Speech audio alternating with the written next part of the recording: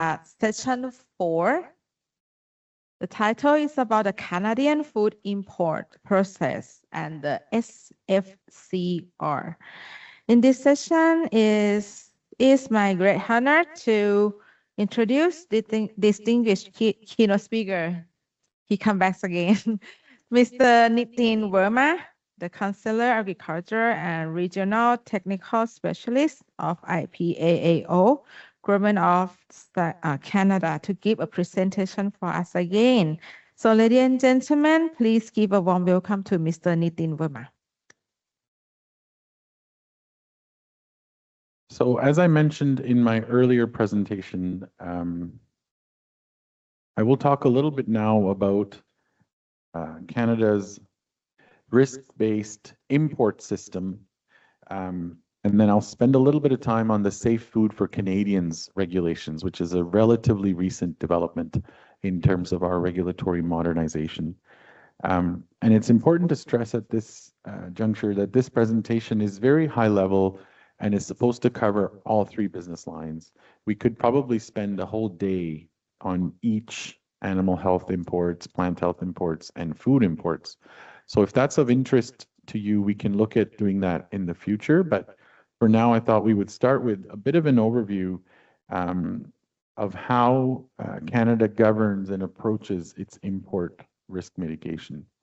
And to do that, it's very important to understand first the Canadian context in terms of some of our imports. And if you look at our data, we currently trade with almost about 200 foreign trading partners, and our total import, two-way import, is about import and export is about $226 billion in agri and agri-food products. Out of that, we import about $85 billion worth of plant, animal, and food products.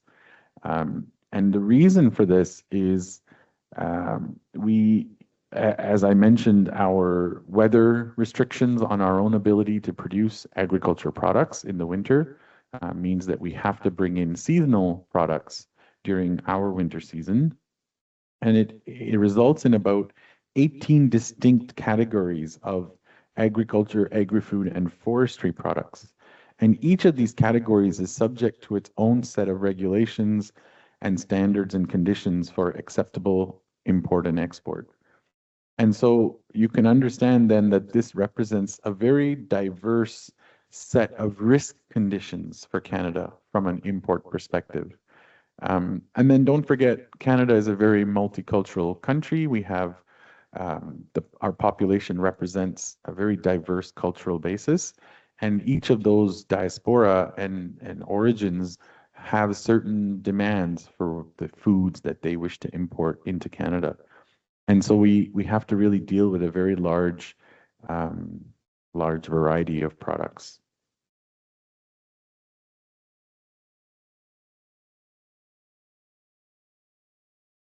This is our, I showed a bit of this earlier today, our domestic agriculture overview.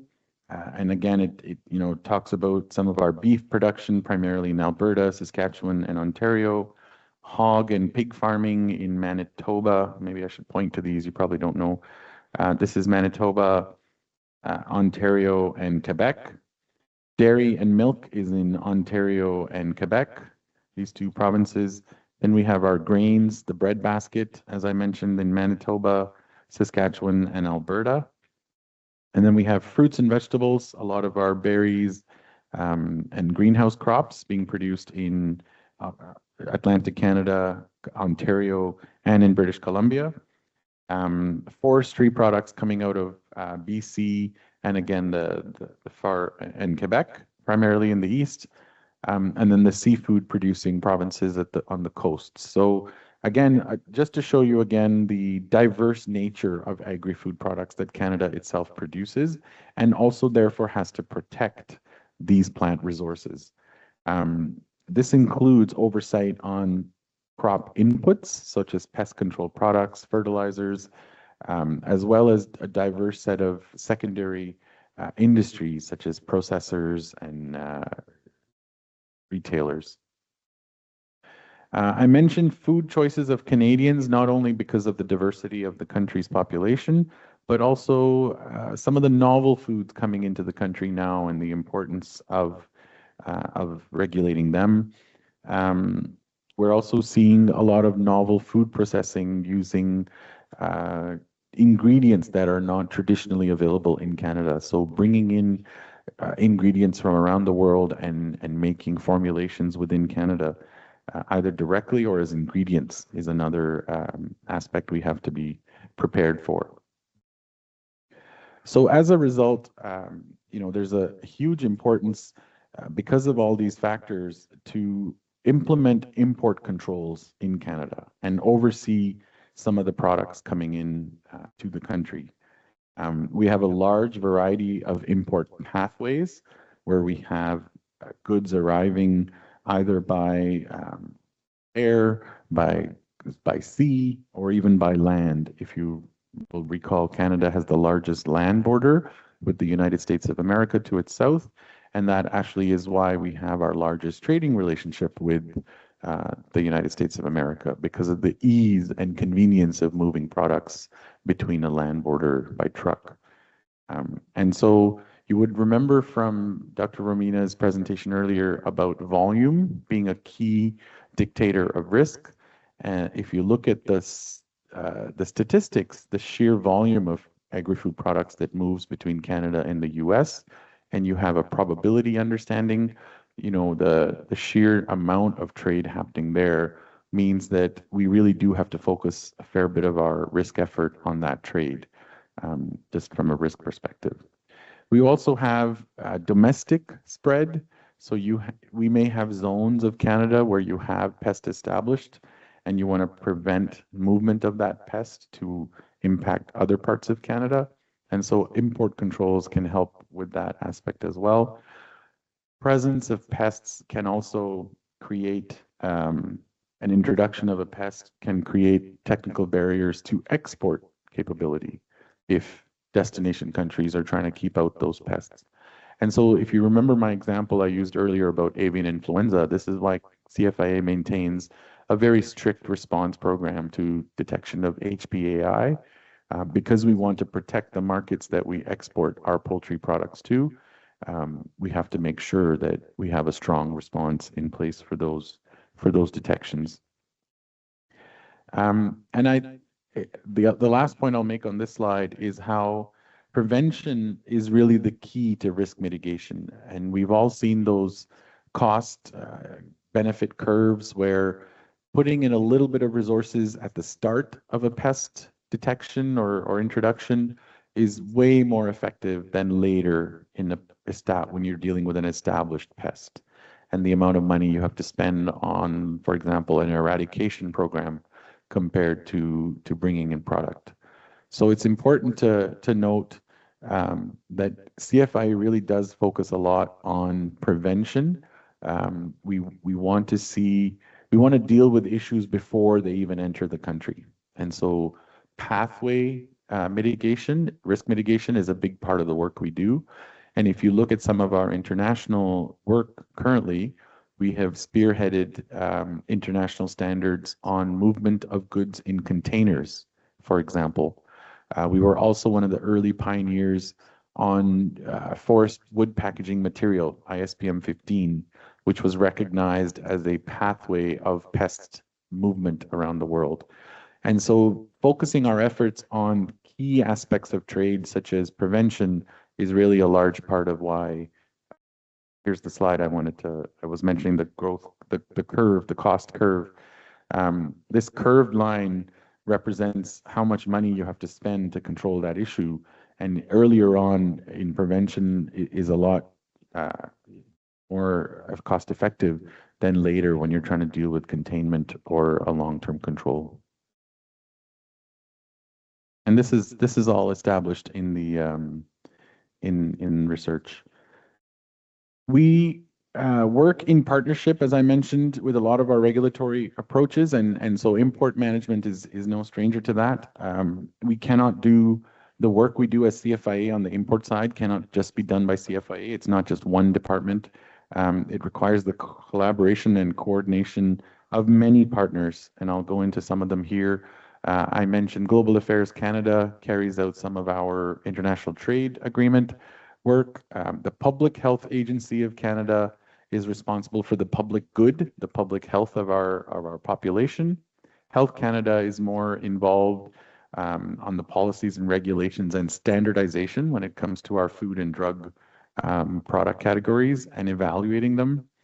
And they also do some of the health risk assessment for our food products, which we then factor into our food recall program, which Dr. Amato will get into in the next presentation a bit. CBSA, another important partner, Canadian Border Services Agency, they're the ones that are actually at the first point of entry at the border, whether it's the land, sea, or air border. They review the import documentation and then pass it on to us if there's an agriculture issue. And I think it's similar in Thailand, where your customs department is the first point of contact for traded goods. And so, you know, the CFIA, if you look, it's the dotted circle around all of these. CFIA interacts and interfaces with all of these departments to try and support and put in place the scientific rigor around the import programs that they help us enforce. And then we have some other important departments that are worth mentioning at this point. ECCC, Environment and Climate Change Canada, which is our natural resources department. It protects species of wild animals and plants. And so by preventing importation of specific pests that can damage our natural ecosystem, we work closely with ECCC on that. Fisheries and Oceans, DFO, focuses on the aquatic side. They're the ones that issue licenses related to fishing and harvest for shellfish and other things. And also we work with them on establishing import requirements for aquatic species that could impact our own populations. NRC, Natural Resource Canada, has a division within them, a department called CFS, the Canadian Forest Service. And they are sort of the regulatory / scientific arm that oversees our forest work. Canada is a very prolific forestry product exporter. Industry is valued at about $50 billion globally. And a lot of that is logs and timber that's moving around the world to places like China, to places like India, to places like Vietnam for furniture production and other wood product production. So it's an important part of our trading relationship. Overall, the work we'll do with each of those 4 partner departments, as I mentioned, and others, sticking to what I presented earlier today, you know, it's about the policy and the regulatory approach, enforcing the regulations, conducting investigations. Our inspectors have the ability to go in and assess and carry out recall functions if required, providing some of that scientific advice for the pest risk assessment, doing some of the communications with our public and our partners on why we're acting the way we are. As I mentioned, the ostrich example, we did a lot of outreach on social media and with the news media to communicate why CFIA had to do what it did in that specific situation. And to support our overall trade agenda, both from an export and an import perspective. And so CFIA, in essence, will do all of those functions with those partner departments on its oversight for imports. And I don't want to understate or forget the role of industry in all of this. Rather than having a very top-down approach where the Canadian government tells people what to do, we have really taken on more of a partnership approach with industry. And work closely with them. And really, this is one of the strengths of our regulatory system in Canada, is the integration of the value chain, all the way from the association to the processors and the regulators. Basically, everyone understands that they have a role in producing and selling safe food that comply with the regulations. We take a very pragmatic, I would say, approach to regulations in that the term we use in Canada is trust but verify. So we trust the industry to do what they should do as per the law, but we will carry out verification activities to ensure they are doing that. And if they're not, then as the ERA presentation showed us earlier, they can be put on increased inspection schedules. They could be penalized. They could be facing fines or prosecution, and ultimately they could even lose their license to do business. Industry has a requirement to identify any issues that could pose a risk. So if they detect a quarantine pest, if they come across some issue that they're made aware of that they can share with us, and companies must implement control plans. So where previously CFIA used to work a lot on prescription, we now work very much on outcome-based. And I'll get into that a little bit when we talk about the SFCR in the later slides. Businesses are expected to cooperate with the CFIA. This is not only written in our act and regulations, but there's general guidelines around this as well. And we count on industry to share with us where they see future trends in trade, and so that we're ready in case there's novel products. And I think we heard already Kun Sita mention gene editing of crops and GM products. And that's an area I think for the most part, the world has again taken a very pragmatic approach in a very lowered risk regulation surrounding imports of gene edited crops versus traditional GM crops.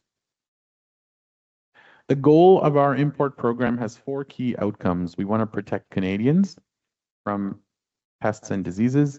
We want to protect our natural resource base, the plants and animals, from invasive pests and diseases.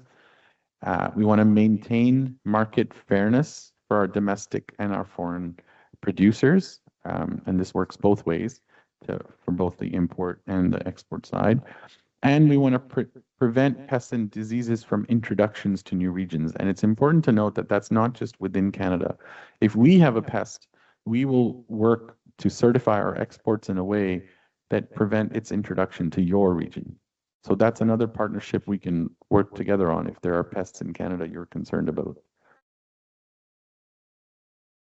Our role in reporting to both the Minister of Agriculture and the Minister of Health, we have a dual purpose reporting relationship, is to support international trade both ways by overseeing both export and import. We basically certify that products going out of Canada absolutely meet your import requirements. And to do this, we negotiate health certificates under all 3, food, plant, and animal, with importing countries. And the CFIA is the only organization in Canada, the regulator, that can do that. So if you're not working with CFIA on a trade certificate, you're not working with the right people. This role is critical to maintain protection of our animal plant resource base and ensure food safety for Canadians. We also implement international trade facilitating work on other aspects of our engagement abroad, in that CFIA engages with all the ISSBs, the international standard setting bodies, and I mentioned them earlier, Codex, WOA, and IPPC. And by Canada engaging with them, we're able to work collaboratively with partners to ensure everyone's risk concerns are addressed. And so every country has a different assessment of risk. Every country has a different concern. By working in some of the ISSBs, we're able to work collaboratively with partners such as Thailand and other WTO members to ensure that products have a common sense risk mitigation approach. We already talked a little bit about FTAs and the importance of free trade agreements with our partners. And often the SBS chapter within those free trade agreements is negotiated by AFC CFIA to ensure the right level of technical expertise. We already talked about that today. We want to promote the use of international standards. We do really see value. Canada is committed to the system of multilateralism. We strongly believe in the WTO and the principles that it adheres to. And by doing so, we hope to demonstrate strong leadership in advancing some of that multilateral work. And so we encourage all trading partners in our agreements to hold themselves to at least that standard or not higher, or if not higher than the WTO. We will negotiate import and export conditions for access for Canadian products, as well as clarify Canada's import requirements for foreign imported products. And I think that was one of the questions on the list as well. So we can talk about that more if there's more questions. We like to advocate for a science and rule-based trade. We definitely want to ensure a common approach and a science-based approach to how we all put in place import requirements. We don't like to see non-tariff trade barriers in place, and so we really ask for a scientific basis for a lot of the decisions on trade. And again, we do this closely in an interdepartmental team. It's not just CFI alone that does this. A question that often comes up when we talk about our work on the international trade side is how does CFIA reconcile its regulatory role versus our role to support our export-focused economy? And sometimes people say that these are contradictory roles and that there's almost a conflict of interest within the CFIA. How can CFIA support exports of products and also want to protect its natural resource base? Those two roles seem contradictory, but in fact they're not.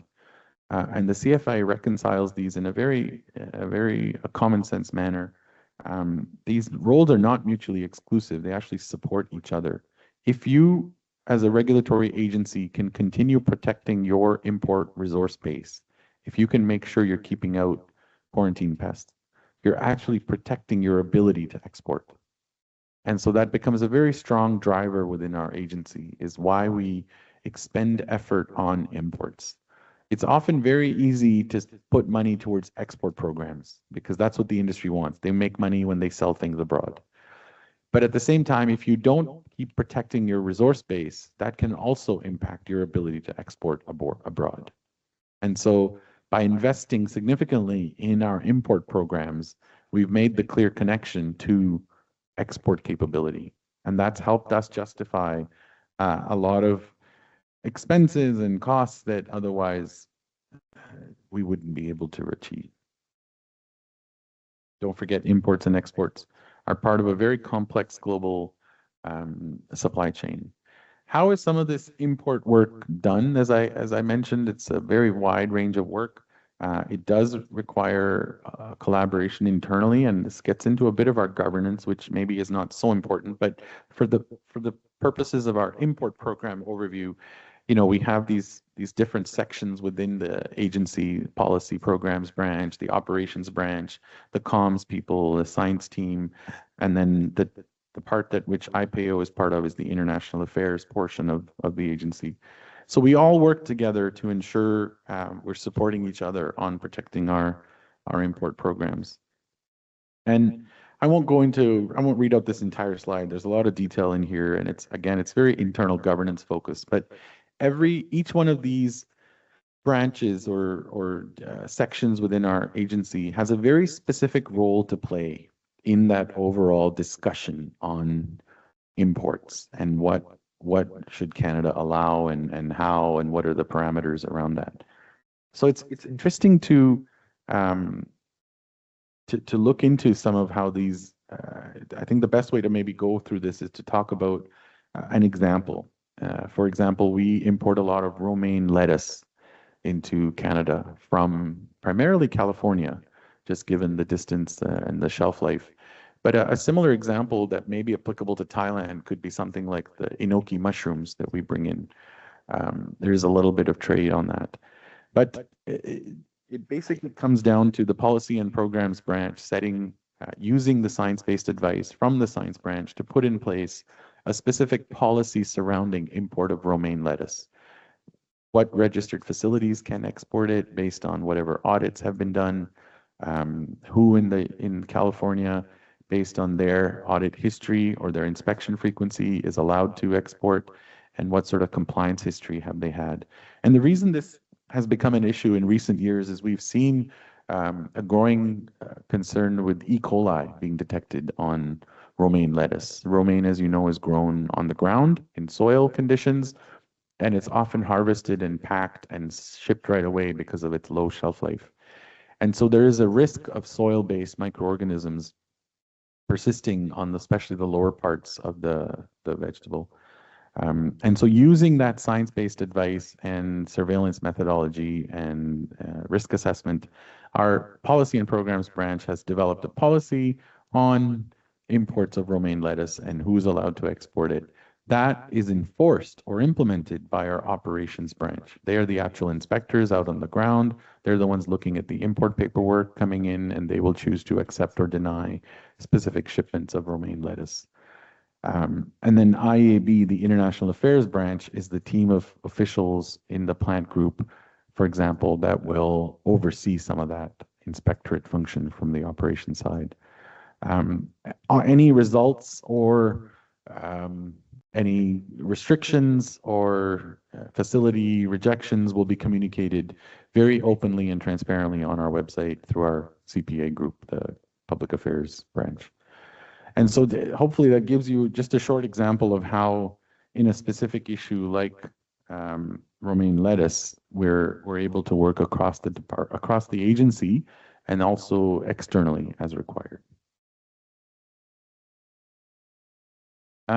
What gives us the power to do some of these things in the import side? And these are some of the legislative acts that we have in place.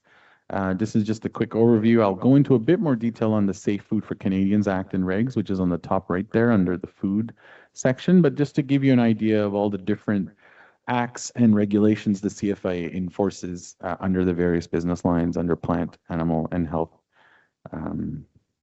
All of these are published online if you're interested in some details around them.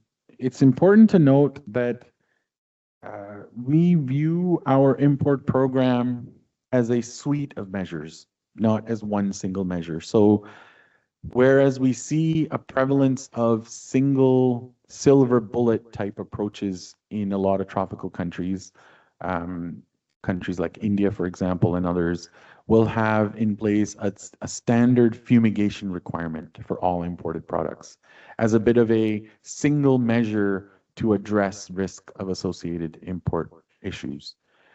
Canada really wants to get away from single measure programs. We strongly believe in systems approaches, whereas a combination of various tools and activities actually gives you a net cumulative effect greater than the sum of those efforts. And the idea here, it's all based on research and science that it makes more sense to have multiple checks and balances in place than just the one silver bullet.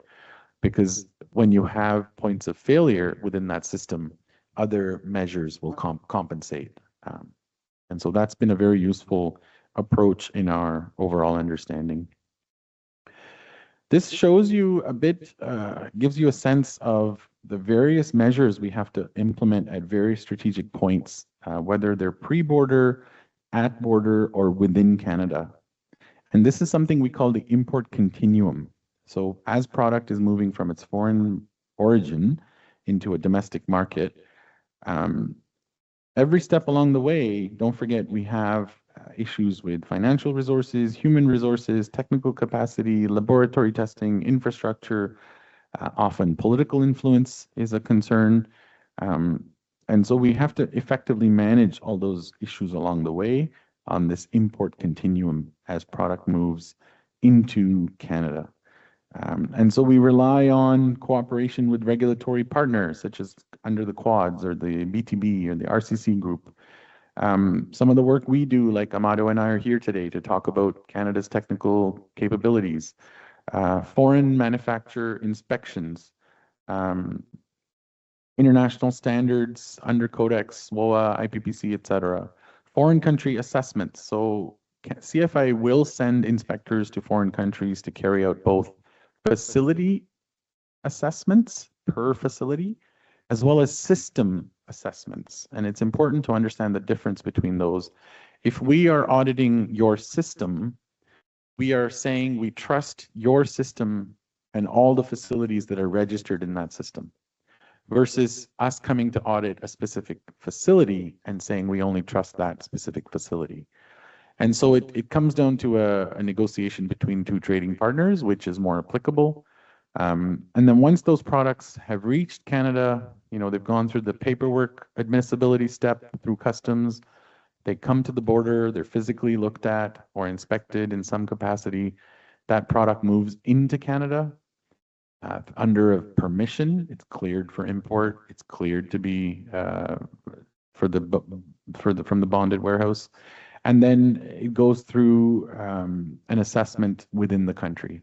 And if something is detected at a later stage, the importer can receive a notice of non-compliance, or there can be any one of many regulatory responses, including a recall if required.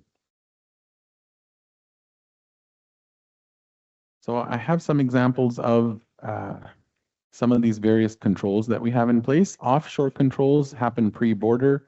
As I mentioned, some of them are things like systems recognition.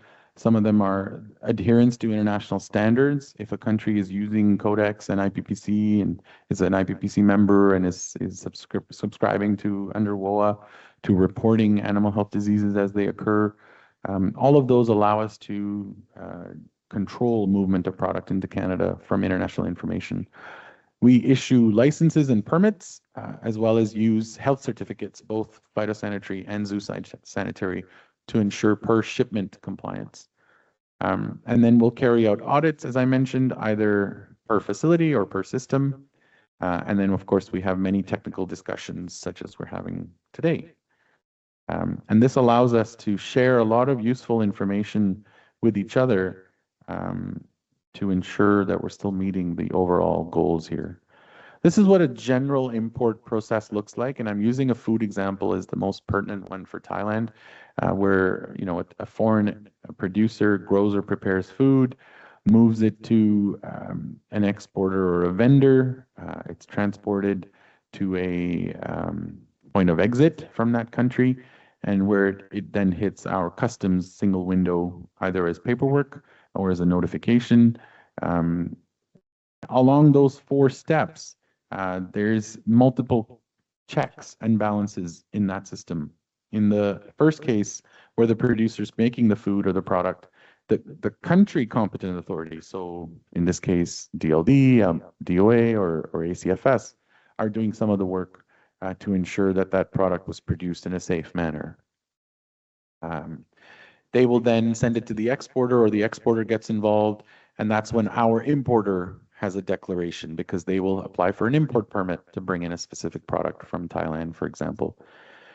We will evaluate the health certificate or the whatever system under which that product was produced, and support customs decision to either refuse entry or allow entry into the country.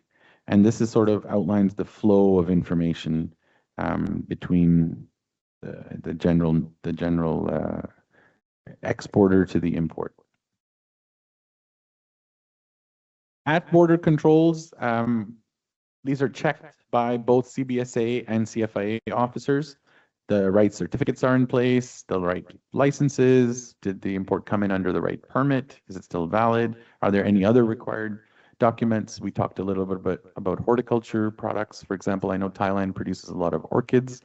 And one of the things we require for orchid import is a CITES declaration, which is the Commission on the Horticulture, the variety registration for those plants. And so if there's other required documents, we ensure at that point that they are allowed.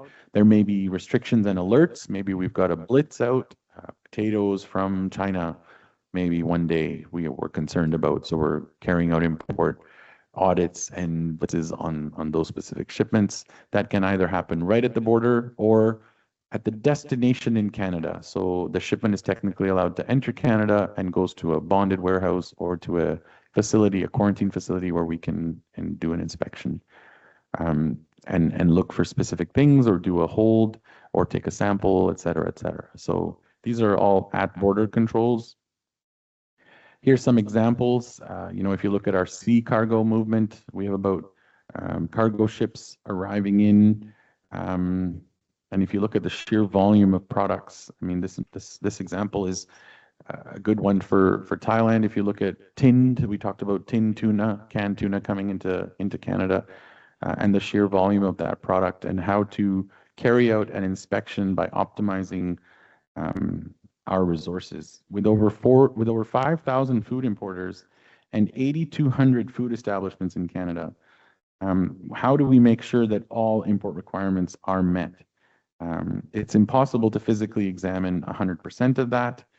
We have to absolutely rely on some sort of a targeted prioritization approach. And this is where models like the ERA and the IRA that we heard about this morning would be part of our import control measures. Prioritization will allow us to use our resources to develop a work plan for inspections. And it might also cover pathway-related inspections, for example, wood packaging material and other vector-based. Post-border. So once a product is in the country, how do we, again, ensure safety? We can carry out more inspections of importers. So if, as we heard this morning, the ERA model, if an establishment has a proven track record of bringing in clean products and having in place strict measures to control them, that gives us confidence in that importer. We can do product inspections, we can take samples, we can have tests done. Even negative data is useful data. It gives us a baseline for those products. If required, there's regulatory response, and that includes seizure, detention. We've got quarantine capabilities if we need to hold something for 2 weeks to see if some pest is coming out of it. We can order that a product be removed from Canada or destroyed, and or go through a recall process as Dr. Amato might go through in the next slide or in the next presentation. Enforcement actions, we can start with a simple letter of non-compliance, so it's a fairly strongly worded, penalty. We can suspend licenses as required, permits, make sure that the business is viable before functioning again. We can issue a monetary penalty if it gets to that, and then even pursue prosecution. And the CFIA Act does allow for criminal prosecution, so that's the highest level of prosecution our courts can enforce. So it's useful to keep that in mind. Which tool to use in which situation? This is important. We want to use the right risk control measure that's the most effective. And again, this is a risk-based approach. We don't want to use a hammer when you don't need a hammer, if you know that phrase. And again, this is how we pride ourselves on having a fairly agile response system. We are flexible and dynamic in that the measure that's put in place will depend on the severity, the volume, the risk categorization. And now this is where the ERA presentation would have been a good time to go into, because it talks a little bit about more detail about how we do our risk assessment when it comes to establishment and import. So take everything that you learned this morning and insert it now after this presentation, because this is where it gets into detail on how we do that. How do we do our risk-based decision making? I think Dr. Romina and Elizabeth really covered this well this morning, but hopefully this gives you a very quick how we design our program by using a risk-based intelligence model. Is we select and describe the appropriate CFIA risk control measure that is the best use of resources to protect Canadians and the economy. And so, the way you can look at this is you've got all these multiple ways of blocking causes and ensuring certain outcomes. But what is the most effective way of doing that with the least cost expenditure is the bow tie model that we follow. And this is a known model in risk assessment. We don't only look at reactive measures on the right side here that lead to consequences. We definitely want to focus on preventative control measures. So if we can block some of the causes leading to that risk, that allows us to save all the money we would have spent on the reactive side of this bow tie.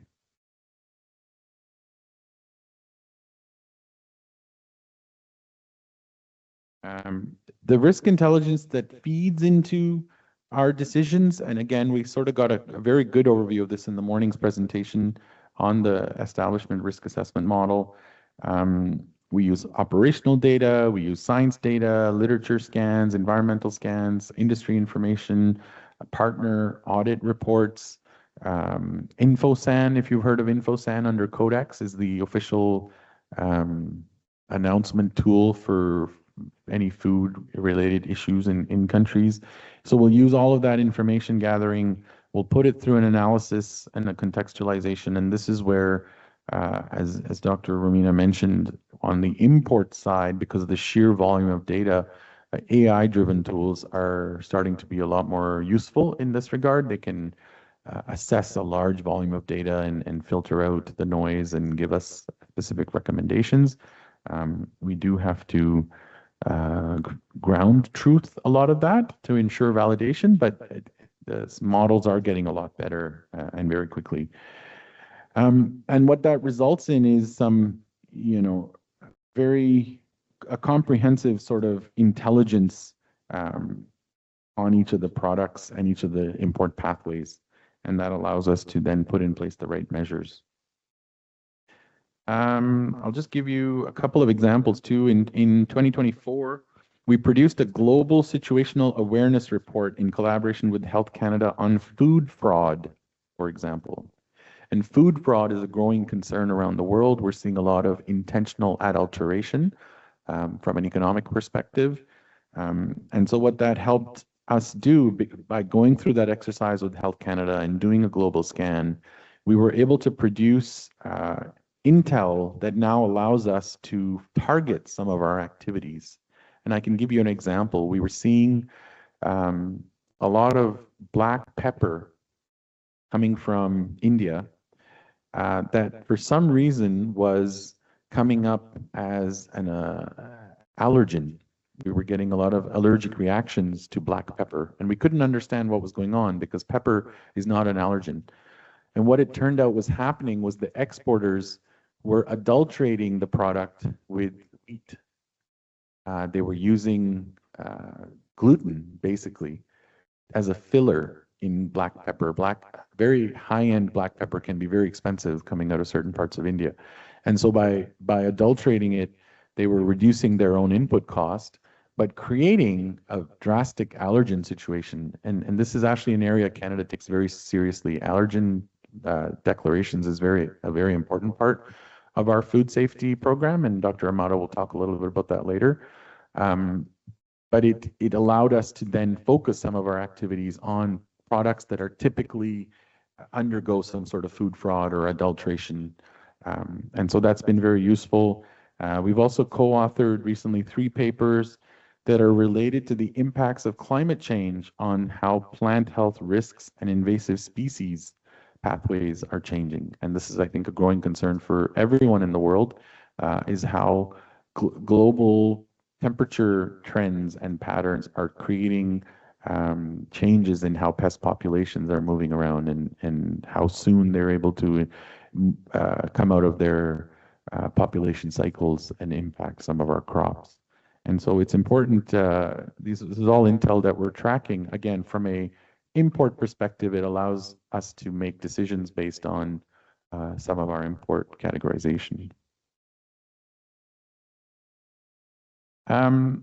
We take, as I mentioned, a very integrated risk management approach. And I think Dr. Romina talked about how this is a very continuous process. The data comes in, we continue refining our program, make new decisions, decide which way the program needs to go, do an assessment of that program, and then that feeds back into the risk analysis loop. And so it's a very, it's a positive feedback loop, if you know what that means. It allows us to continually modify and improve our response programs in a changing environment. And I won't go into too much more detail there. I think we sort of covered a lot of this in the morning presentation, but that was probably a better, more specific example than something I can cover now. What are the outcomes here?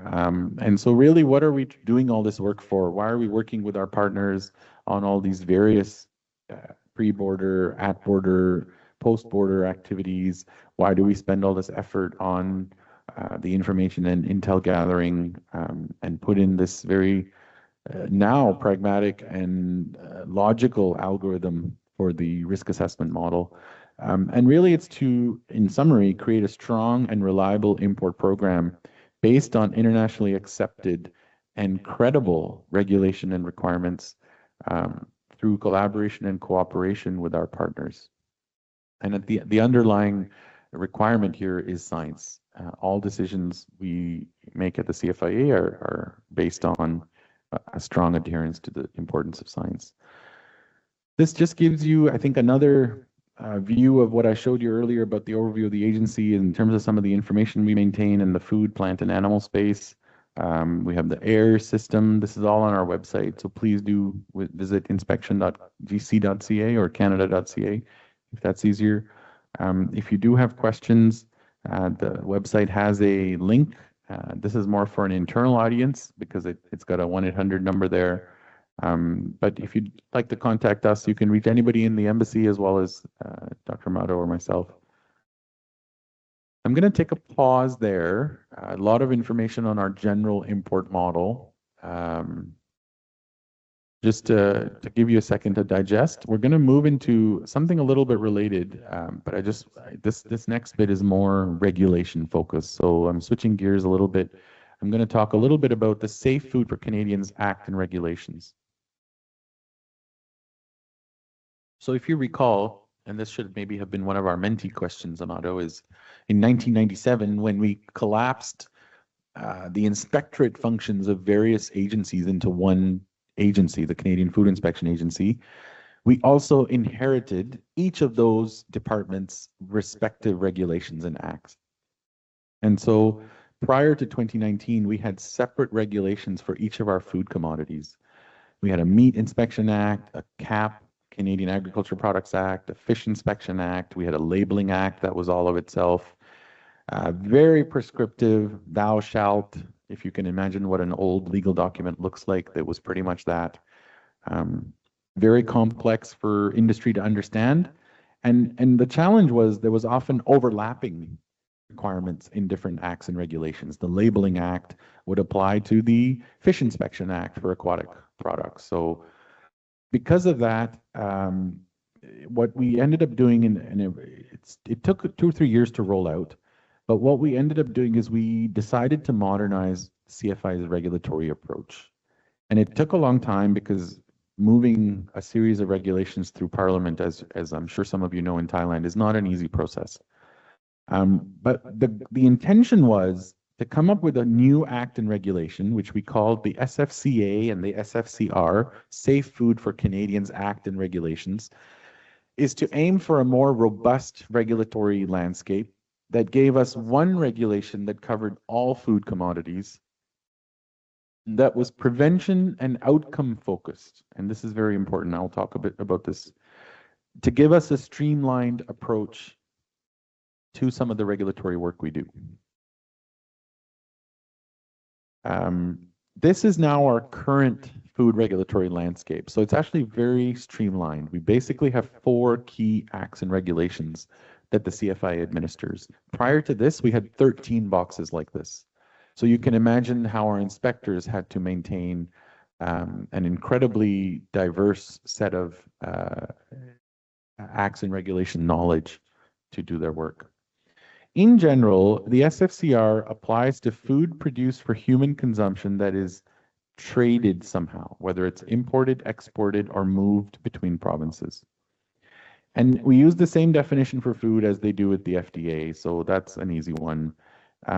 It also applies to food animals when the meat products from those animals will be traded interprovincially or moved across country lines. There are traceability requirements There's prohibitions in the Act, examples such as related to advertising and labeling provisions that have come over from our labeling regulations. And this is covers, there's some requirements that are across the board regardless whether product is moving or not. So even if you produce product in Canada for domestic consumption without trading it, some of these requirements still apply. And as an example of that, I can mention the labeling requirement for bilingualism. Canada is a two-language country. We have two languages we consider part of our constitution, English and French. And so all food products in Canada actually have to be labeled in English and French for both audiences. And so that's something important to keep track of for exporters, for example, from Thailand, who want to send food products to Canada. Now, Canada does allow stickering of that bilingual information. So you don't have to necessarily create a separate label for Canada, but just keep in mind that is a requirement for your importer in Canada. Go to the next slide on this. The timeline, as I said, it took some time. 2019, January 15th is when the Act came into effect. But it took a couple years. We had a phase-in period with various portions of the Act and regulations coming into effect. The reason I'm actually spending a bit of time on this is it does impact your capability to export from Thailand to Canada. And I know that was one of the questions we received in advance of the workshop was what are the regulations to be aware of? And heirs will have a lot of this information, so you can also validate that way. Essentially, the key requirements, what we did with this new modernized regulation is we moved from a prescriptive approach to a more outcomes-based approach. And so rather than us telling industry what they had to do to make their product compliant, we asked industry to tell us what they're going to do to make their product compliant. And it's a nuanced approach, but it allows and gives industry the freedom to come up with alternatives for risk mitigation steps. So rather than us telling industry, you shall fumigate, if they can show us an alternative treatment method that is as effective as fumigation, we will accept it. We don't need to write that into the policy that it needs to be fumigation. Now we say the industry member will prove that their product is risk mitigated. And to do that, we had to put in place some key requirements.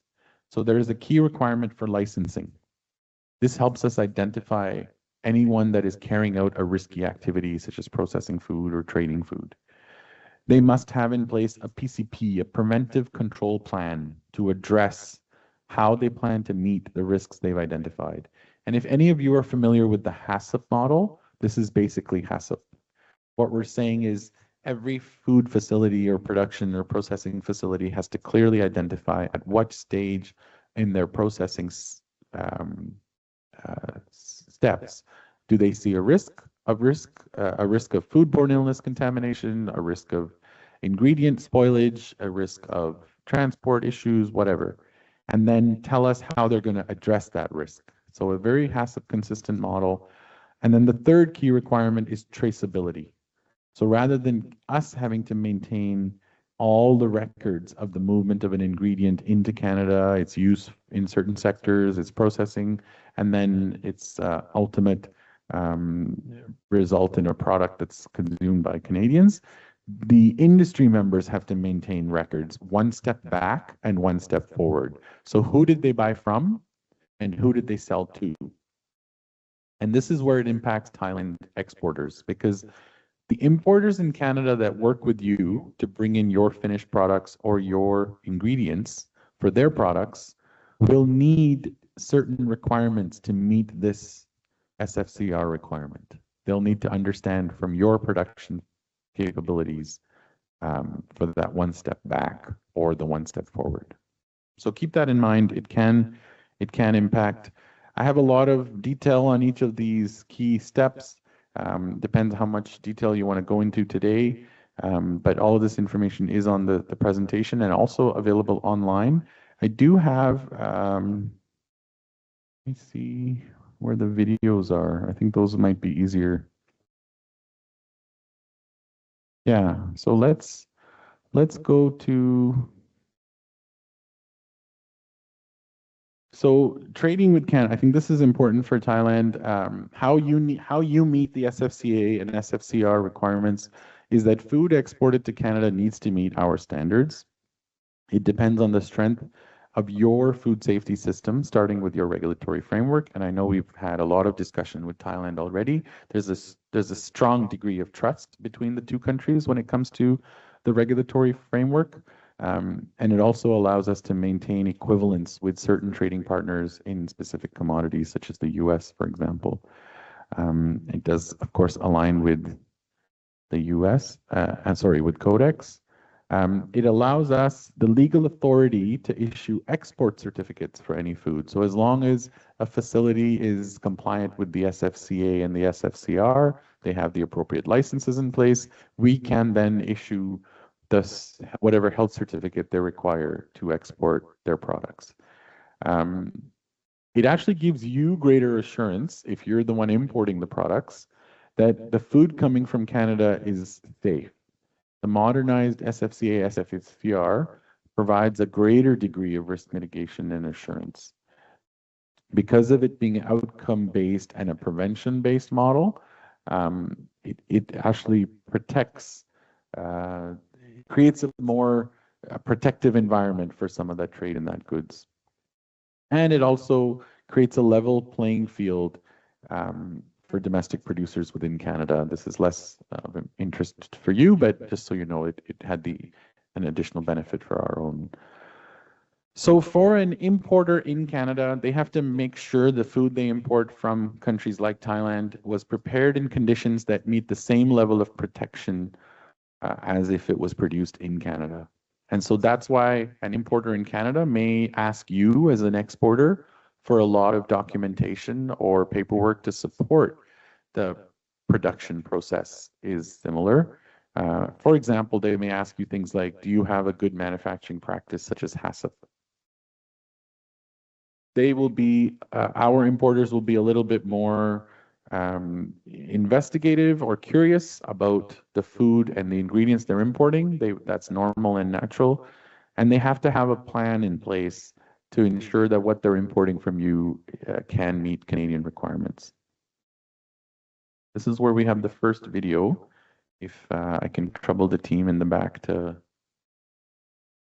show us the first YouTube video.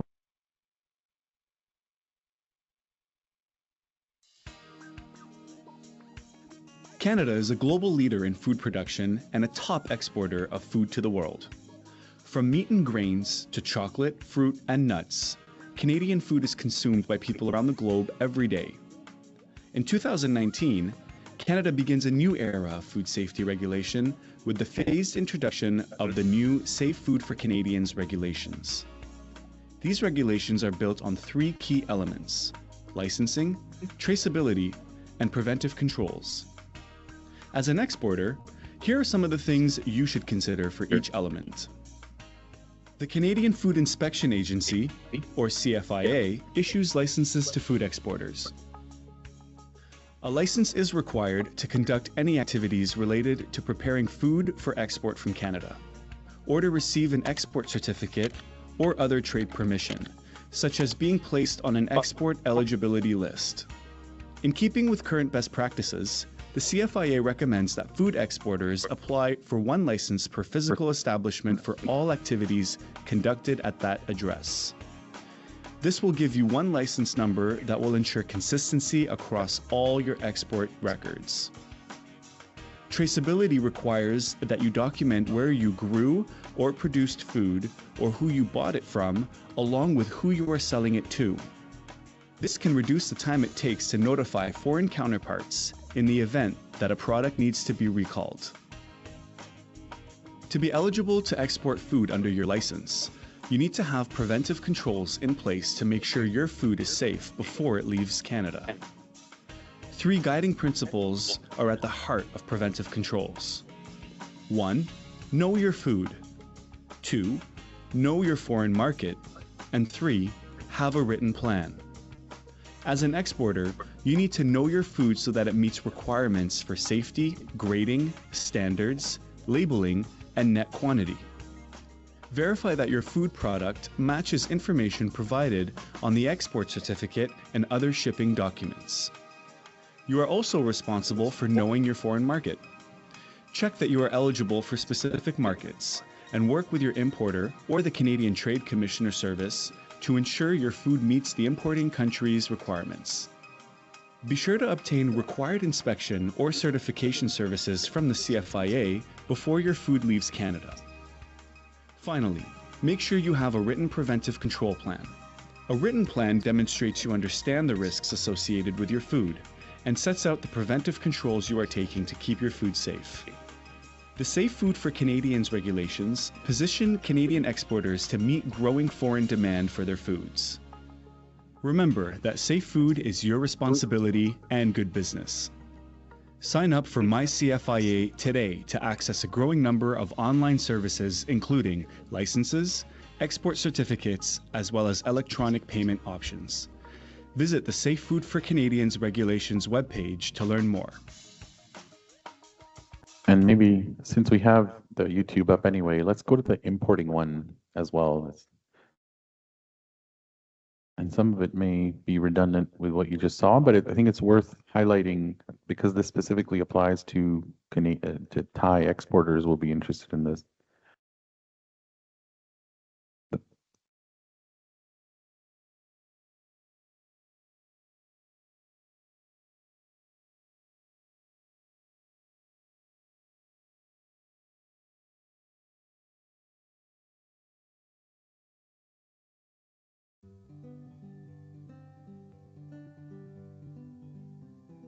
Every day, thousands of metric tons of food and beverages arrive in Canada by sea, land, and air. Thanks to food importers, Canadians enjoy a variety of foods year-round. Even with one of the best food safety systems in the world, we must continue to evolve to meet the challenges of a dynamic global food system.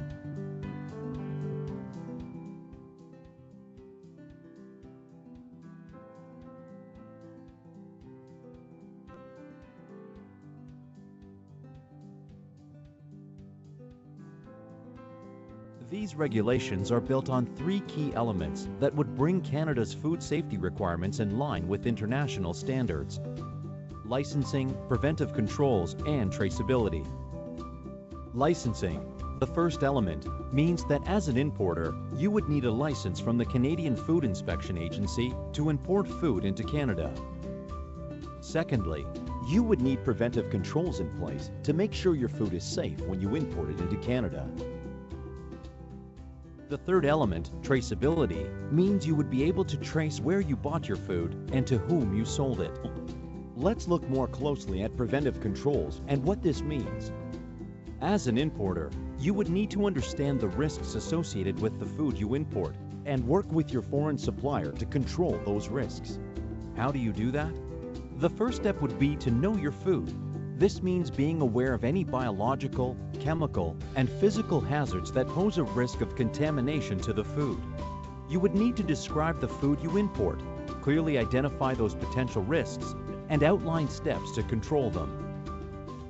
The next step would be to know your foreign supplier.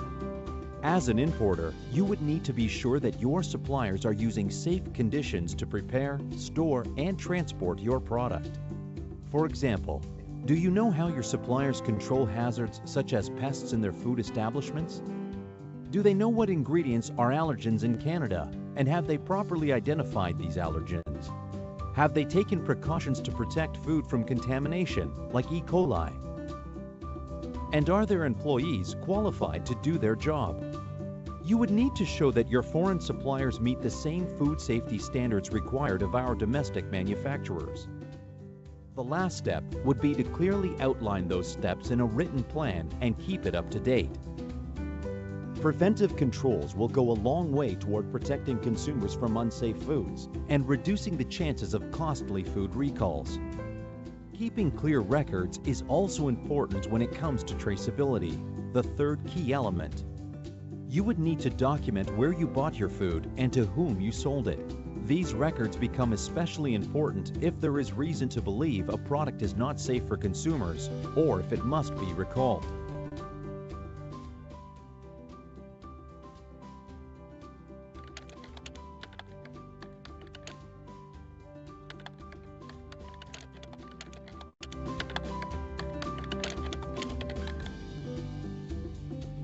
Visit our website and stay connected to learn more about the proposed Safe Food for Canadians regulations.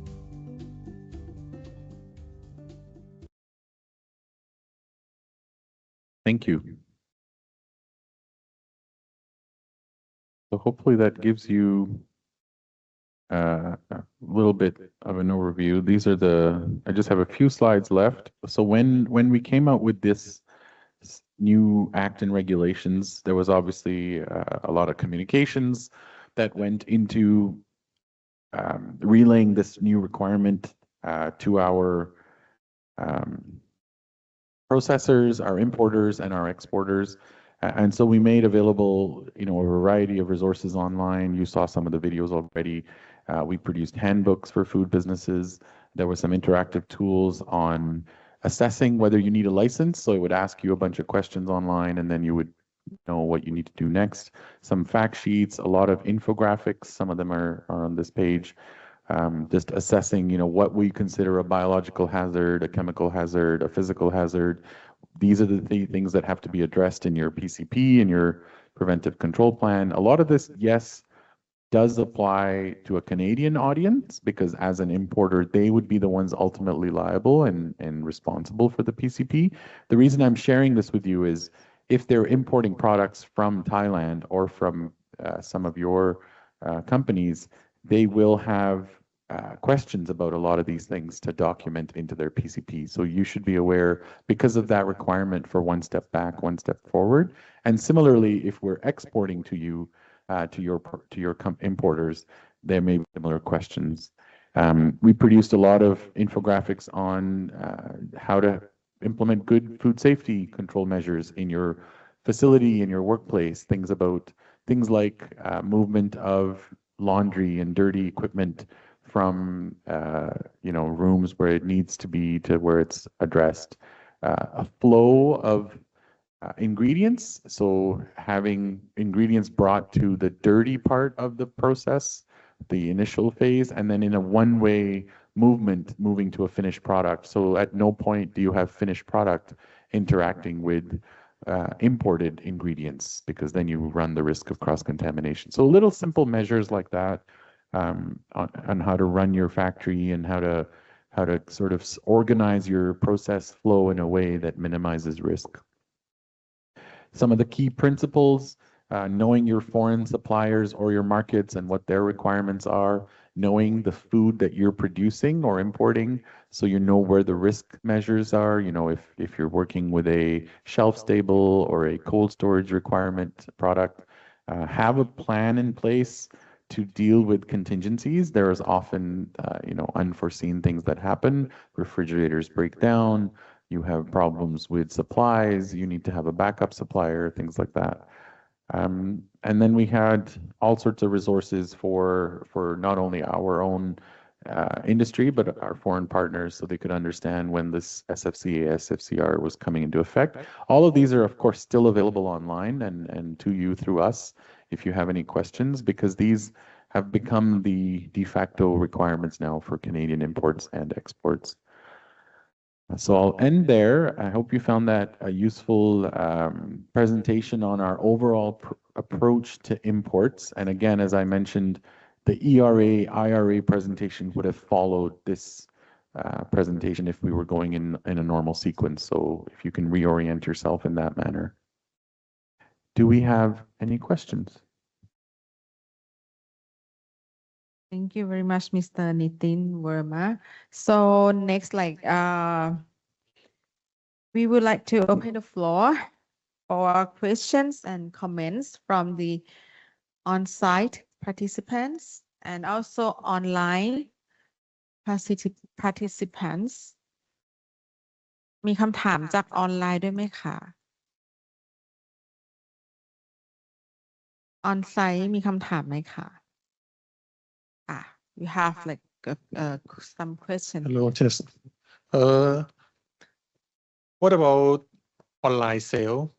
Does the e-commerce cover under the SCFR? And if so, do we need to have the apply the requirement on licensing, traceability, and preventive control plan? And if not, do you have any discussion about this topic within Canada? Thank you, Gunsita. Very good question. It is a very relevant question to what we're going through right now at the CFIA. Yes, from a strict legal perspective, any product sold in Canada, whether it's through e-commerce channels or traditional retail channels, has to comply with Canadian requirements.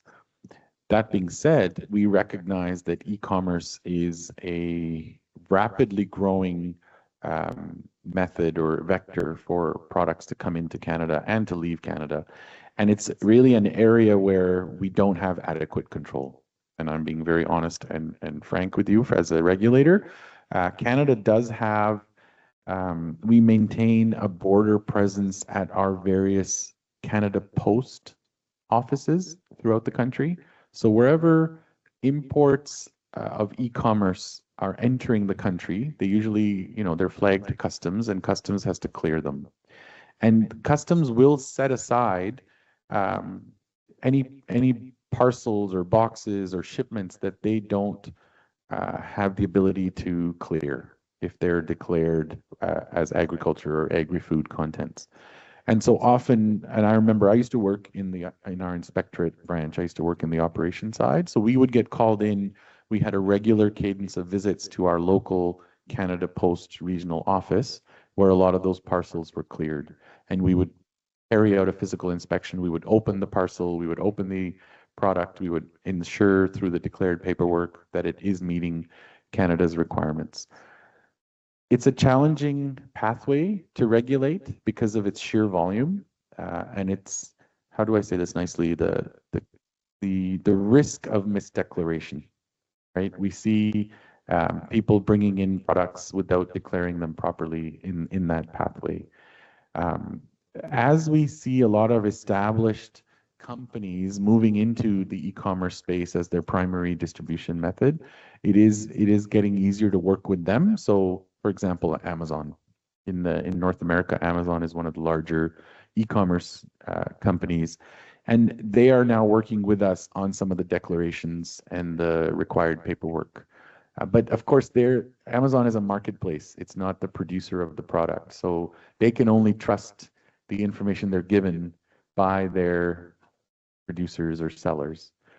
And so you're right to ask, to answer your question, yes, the requirements apply, but it is a challenge, and we are trying to increase our vigilance and surveillance of the e-commerce pathway because we realize that's where a lot of risk is entering the country. And I can give you an example. Even 10 years ago, when I was in the operations branch, we used to regularly receive envelopes of seed.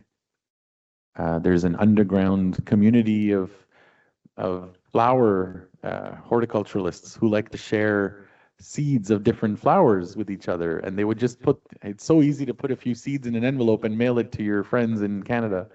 And the challenge for us is sometimes those have invasive weed seeds in them, and they're species of plants that we don't want entering Canada. But how do you tell, right? Like you've got a packet of seeds, unless you're an expert in seed morphology, which none of our border officers are, it's hard to make a spot decision on whether that should be allowed into the country, or how do you filter that specific envelope out of all the millions of other envelopes entering that regional office. It is a challenge. We are trying to increase our vigilance on it. We do see e-commerce as a pathway, a potential risk pathway. I don't know if that answers your question. I'd be curious if Thailand has similar concerns or challenges on the e-commerce side.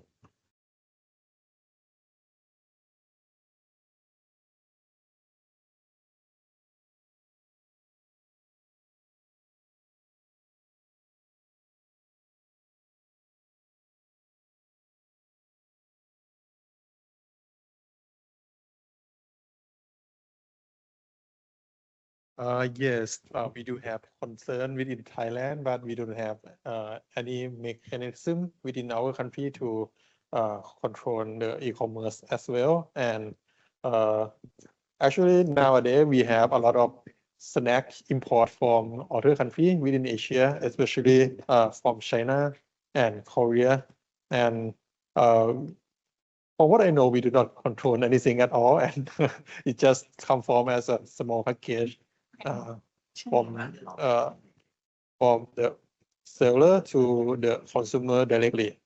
For Canada, am I understand correctly? Is it safe to say that the idea right now is you have business like Amazon to be like a B2B importer, and so that the Amazon going to be the one who need to do the paperwork and have the information from the exporter from other country to make the license and preventive control plan, something like that. Thank you. So my understanding, and I'm not an expert on our e-commerce pathway, I can pull in the right experts from our invasive teams on this, but what we're doing with Amazon primarily is information sharing, because they have the knowledge of where a product is coming from, because a seller has to declare that in their customs paperwork for it to enter Canada and clear customs. We do have a requirement. There's a minimum amount of value that is allowed to be cleared with no risk, but if it's over that amount, we do require paperwork on that. And so what we're able to do with partners like Amazon is share and get the information in advance for specific shipments. If they fall into specific HS code categories that we are concerned about that have animal or plant health origin, we will ask them to flag that and set that or report that to Canada Post. Is our postal agency. It's our federal department that oversees our mail that comes into the country, through which a lot of these e-commerce direct-to-consumer products come with. The challenge is sheer volume, right? Like there's just so many parcels coming in. It's hard to maintain enough oversight on that sheer volume, and I think that's one of the challenges we have on the e-commerce pathway. But we are trying to come up with what we see. We view e-commerce as a pathway. So like wood packaging material, like sea containers, like any other pathway-based regulation, we have to come up with effective risk mitigation strategies to address the pathway, not the product. And that's been the challenge for us. But we'd be happy to compare notes with Thailand if you're having any similar challenges. Yep. Any other questions? Yeah. Thank you very much for a deep insight on food safety. I'm representing Insecto Thailand Limited, and indirectly we are supporting the food safety as per the requirement and aligning our services as per the HACCP, IPPC, and the various norms like PPQ and all that. Thank you for giving a deep insight so that we can align our team and process and services according to the guideline. As I saw some Food Safety Modernization Act, this thing, just want to, I don't know whether it's the right platform or this thing. Can you give some insight on the food security, if anything, so that we as an agency will be, I'm very much curious to know about some guidelines or some requirement as on the food security part as a Canada agriculture system. Thank you for the question. It's an interesting one. We hear that a lot in this region. Obviously, food security, I think coming out of the pandemic, where we saw a lot of supply chains being impacted and disrupted by some of the trade-related and shipping-related challenges that came out after the pandemic or during the pandemic.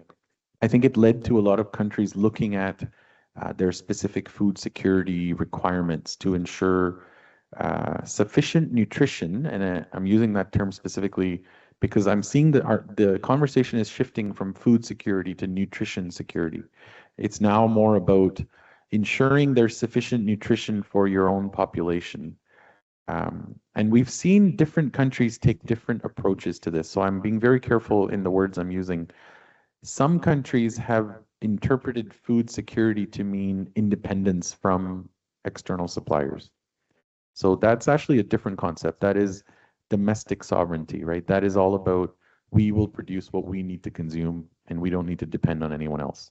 That's a different term. I think the approach I've seen other countries take, like Singapore and Thailand and many others in the region, has been one of ensuring sustained and reliable supply of the food that is required in the country to feed the population. So I just want to first just come back to you and ask, is that what you're asking about? Are you asking about food security from a nutritional? From the terrorism, bioterrorism, and okay, this kind of, because okay. Food safety is unintentional. Yes. And food safety is understood. Thank you. Thank you for clarifying. Yes. So that's the intentional risk created, and a lot of that, the bioterrorism and a lot of the that work is actually not done strictly by us. We do it in partnership with our enforcement agencies. So we have in Canada the RCMP, the Royal Canadian Mounted Police. That is our federal police force, and they would be sort of the criminal prosecutors if there was to be detections of that kind of work. For us, thankfully, of course, CFI does work in partnership with them because they would rely on us as the technical experts to identify specific foodborne illnesses. The challenge is, how to determine if it was intentional or not, and that's where they play a role. They do some of that investigative work on the foreign impacts for that. I don't know, Amado and Ha, if you guys have examples. I cannot recollect in Canada we've had to deal with that. We've all had concerns about anthrax and other detections of issues. And we all, in all our agencies at Global Affairs, at CFIA, at AFC, we have policies and procedures to deal with certain detections. But I can't think of a specific issue where we've had a foodborne security-related incident in Canada. No, but I'll get back to you. I can ask around a little bit. Because of the nature of the work, the fact that it's a food impacting issue, CFI would play a role. I can think of, we have something called the National Emergency Response Plan, NEOC, and that's often implemented in an interdepartmental capacity. We work with Global Affairs Canada, Agriculture Canada, and Canadian Food Inspection Agency. The few times I have seen it enacted has been for the detection of animal health diseases of concern in international markets. So African swine fever was a big one when there was outbreaks in China and other parts of the world in the region, most recently Taiwan and Spain. Our National Emergency Operations Center is enacted to protect Canadians and protect our industries from those imports. And so just recently, I think 2 or 3 days ago, we put out a ban on pork products from Spain because of their ASF detection. And so that's maybe an example of an emergency response. I've never seen our NEOC enacted for a food security related incident like you're asking, but I would assume that would be the most logical first step for us. Thank you. Thank you. I see Okay, there we was a have question online. question online. Please, Mr. Potanasit, could you turn on the microphone? Oh, yes. Thank you very much indeed for giving me an opportunity. Good afternoon, Mr. Verma. I have a question about the foreign supplier status. Under the SFCR, Canadian importers must verify their foreign supplier status.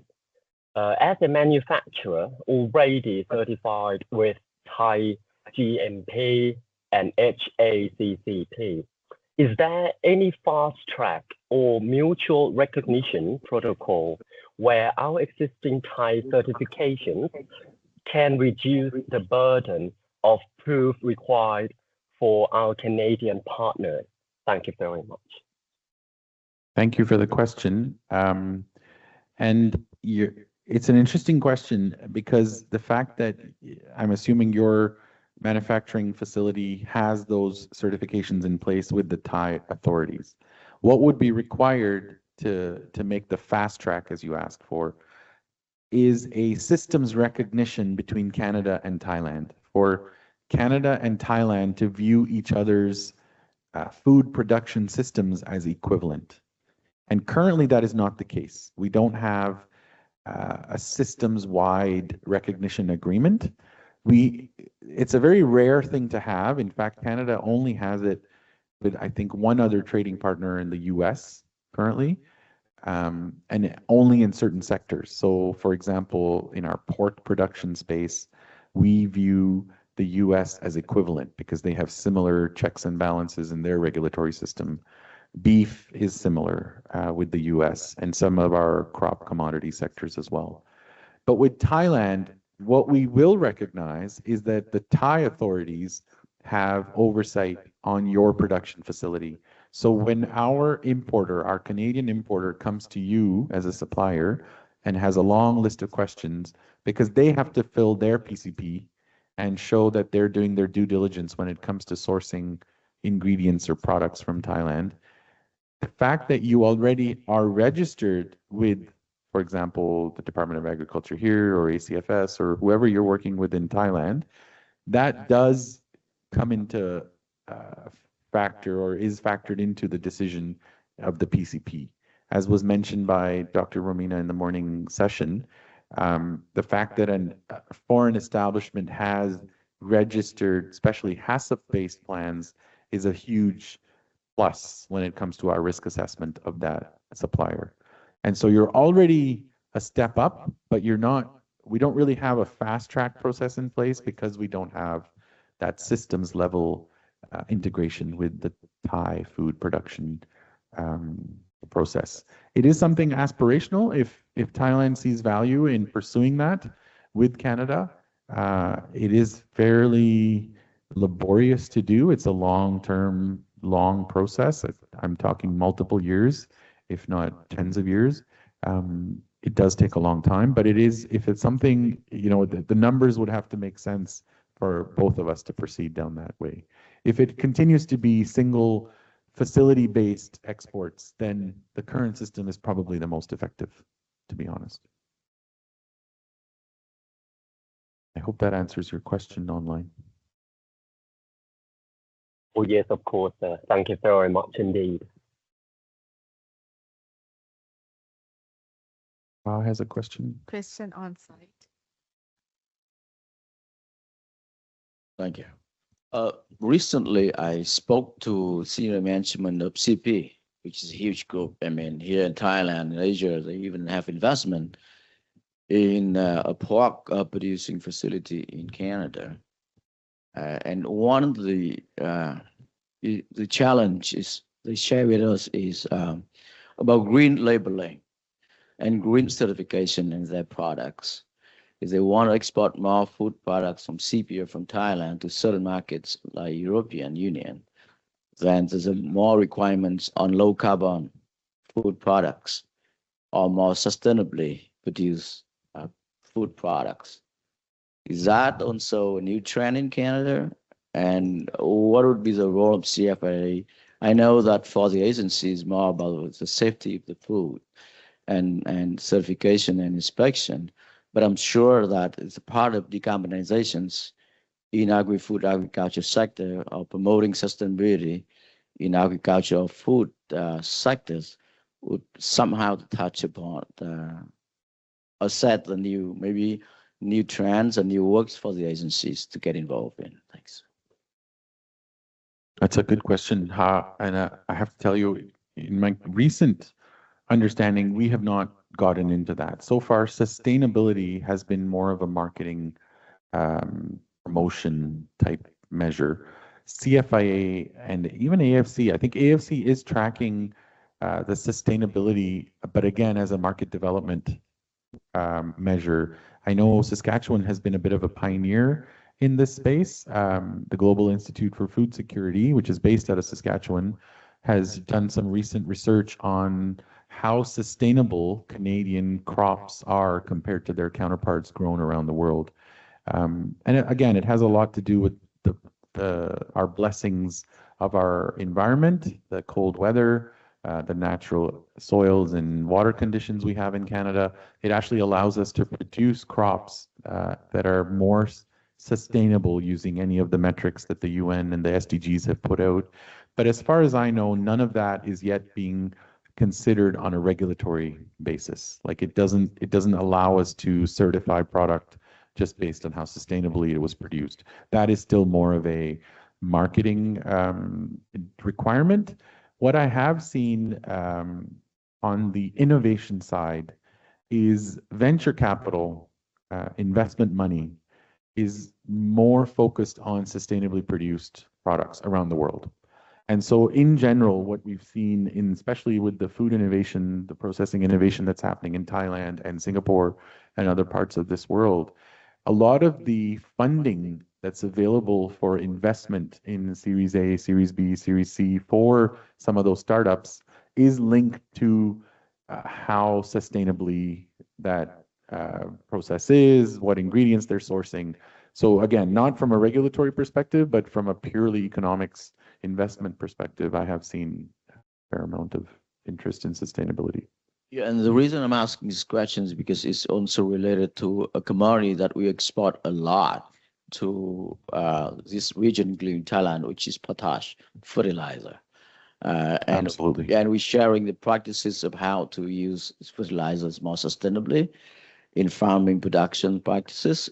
But yeah. I guess that probably also may be related a little bit more to regulatory issues when if it's about like LLP and things like that, rather than True. Yeah.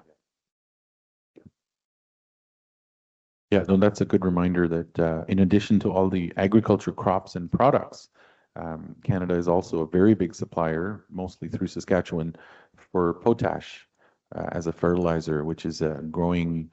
It's being recognized as an essential ingredient in addition to nitrogen and urea and all the other fertilizers.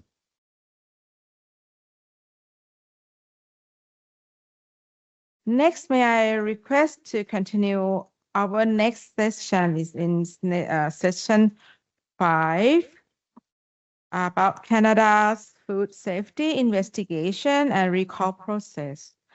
So in this session, it is my great honor to introduce distinguished keynote speakers, Dr. Armando Antonio, Senior Trade Officer and Veterinarian from IPAAO, Government of Canada.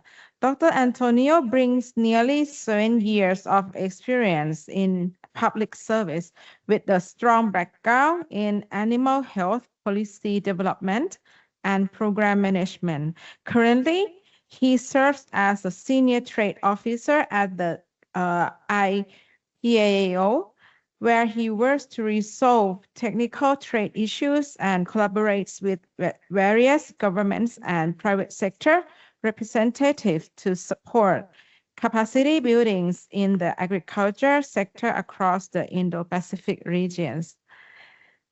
Ladies and gentlemen, please give a warm welcome to Dr. Armando Antonio.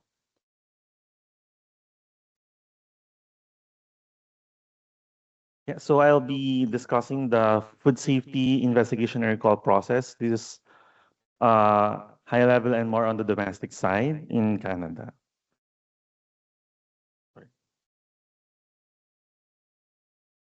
So as a brief background, the SFCR introduced new licensing, preventive control, and traceability requirements for food businesses that import, basically what Nitin has said the previous presentation. So we will be focusing on the section of the SFCR that is focused on investigation and food recall. As you can see here, this is the table of contents of the SFCR. So we'll be focusing on 2 parts. We have the Division 5 in investigation and the Part 5 on traceability. So to give an overview of the investigation and recall process, there are 5 steps, and we will be discussing them one by one in this presentation. So we'll first discuss the first step of the food safety investigation and recall process, which is the trigger. The trigger is any specific source of information that suggests a potential risk and which prompts CFIA staff to initiate a food safety investigation. There is a lot of triggers that can start a food safety investigation. So for the first one, the consumer and industry complaints, it can be a trigger when consumers complain about the food. So in the next slides, we'll be discussing that specific SFCR regulation on complaints. Foodborne illness outbreaks is also a trigger. Notification of a food safety issue from a company, so an internal notification to CFIA from the company is also a trigger.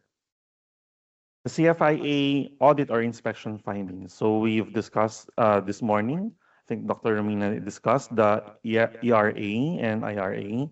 So the ERA, if there's an investigation during the ERA, it can be a trigger for a food safety investigation.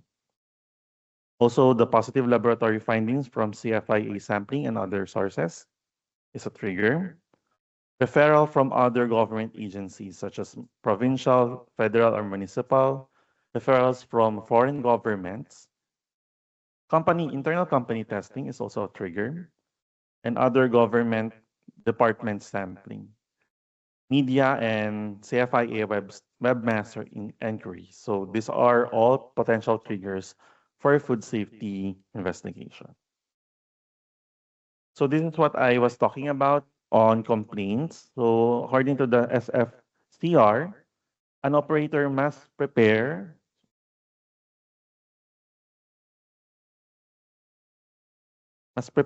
keep and maintain a document that sets out a procedure for receiving, investigating, and responding to complaints. So the operator must have a document for complaints. And if a complaint is received, there should be a record of all complaints received and action by that operator for the past 2 years.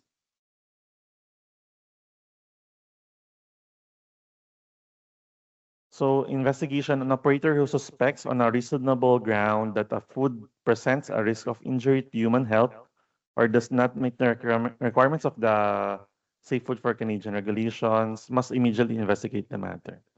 So this is a trigger when a company can investigate its own products. And if they found that there's something wrong with the products, they can report it to the CFIA. On a notification, if the investigation establishes that the food presents a risk of injury, the operator must immediately notify the minister and immediately take action to mitigate the risk. So basically, that's what I said. So after the trigger, if there is a trigger, the next step of the process is the food safety investigation. When dealing with a potentially unsafe food, the CFIA acts as quickly as possible to collect relevant information and make decisions to mitigate the risk. So this is the goals. These are the goals of food safety investigations. It is to determine whether a food safety hazard exists and to assess the nature and the extent of the issue. This includes identifying the product or products affected as well as the regulated parties involved, which may include retailers, manufacturers, importers, or suppliers or distributors. The food safety investigation involved many steps in order to collect the necessary information required for a health risk assessment, which includes determining the time frame. So when was the food safety issue started or ended? Determining the frequency, if it is one time, if it is continuous or intermittent, as well as identifying the cause or deviation that resulted in the incident. So food safety investigations are conducted in a timely, thorough manner and to the level appropriate to the potential risk. So on average, the CFIA conducts 3,000 food safety investigations per year, which leads to approximately 360 food recalls. So in the conduct of the food safety investigation, it is not just at the retailer already or the processor, it's the entire food chain is affected when doing the investigation. Causes of food safety incidents can be found at any point along the food production chain, from the primary producer, production, food processor, distributor, retailer, or restaurant, and the consumer themselves. Regardless of how the incident is identified or why it occurs, the principle around how we respond remain the same. So we do step back and we trace back and trace forward, which will be discussed in the next slide. So according to the SFCR, there's a requirement for any food business operators to establish traceability. So basically in this section, any person who sends or conveys food must prepare and keep documents that set out,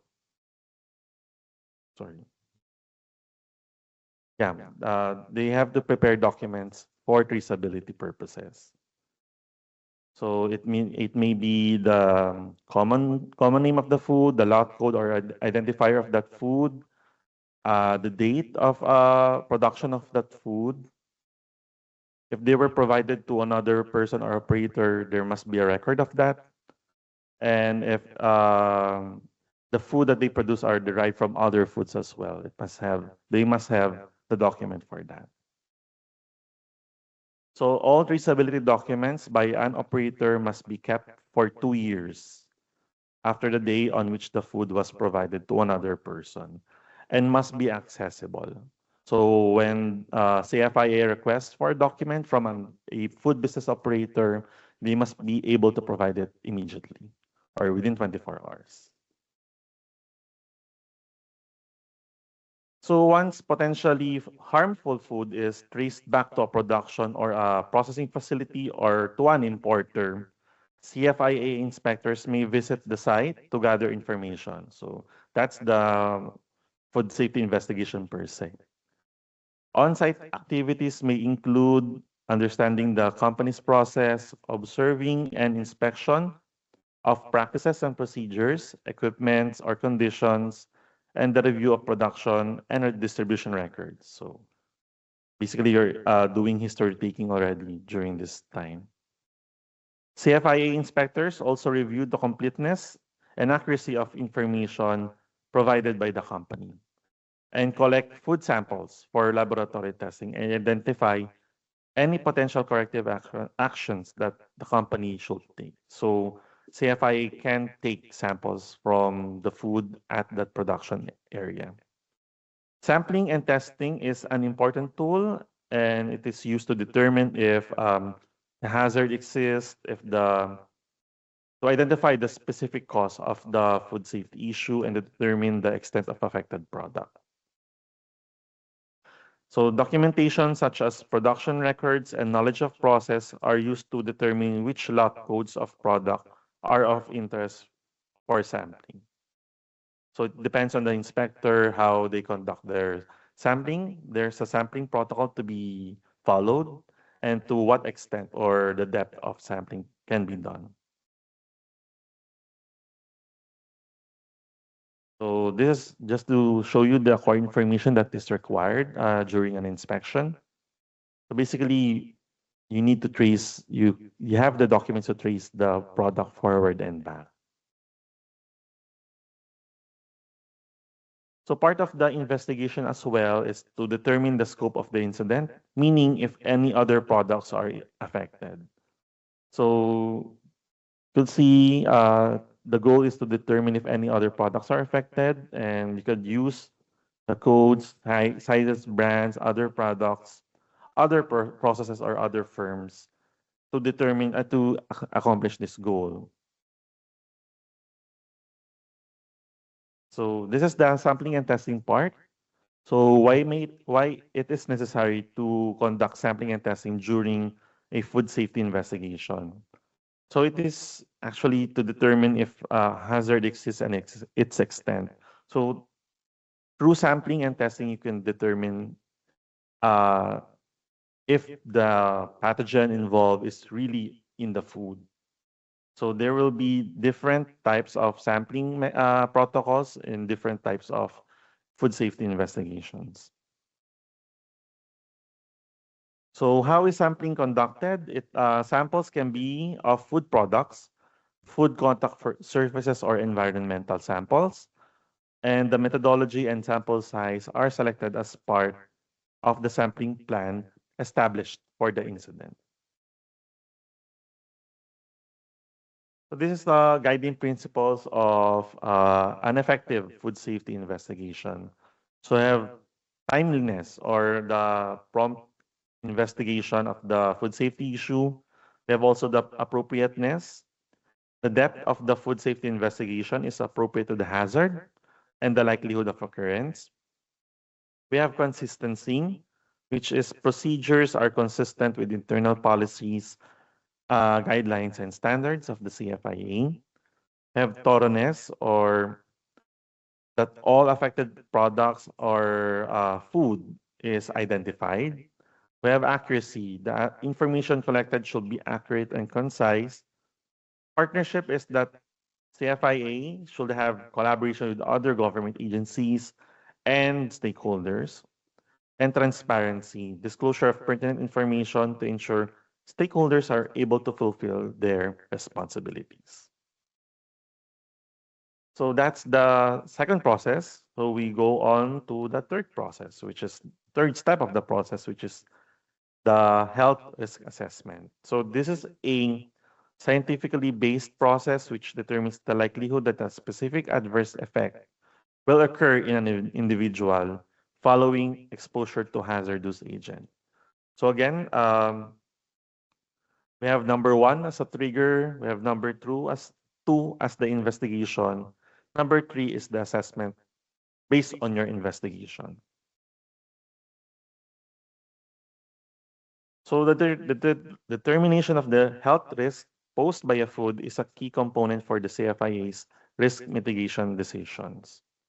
So the decisions are based either by an in-house technical risk assessment by the CFIA, if there are already established risk-based guidelines before, or if the food safety issue is relatively new or complicated, a health risk assessment from Health Canada can be sought.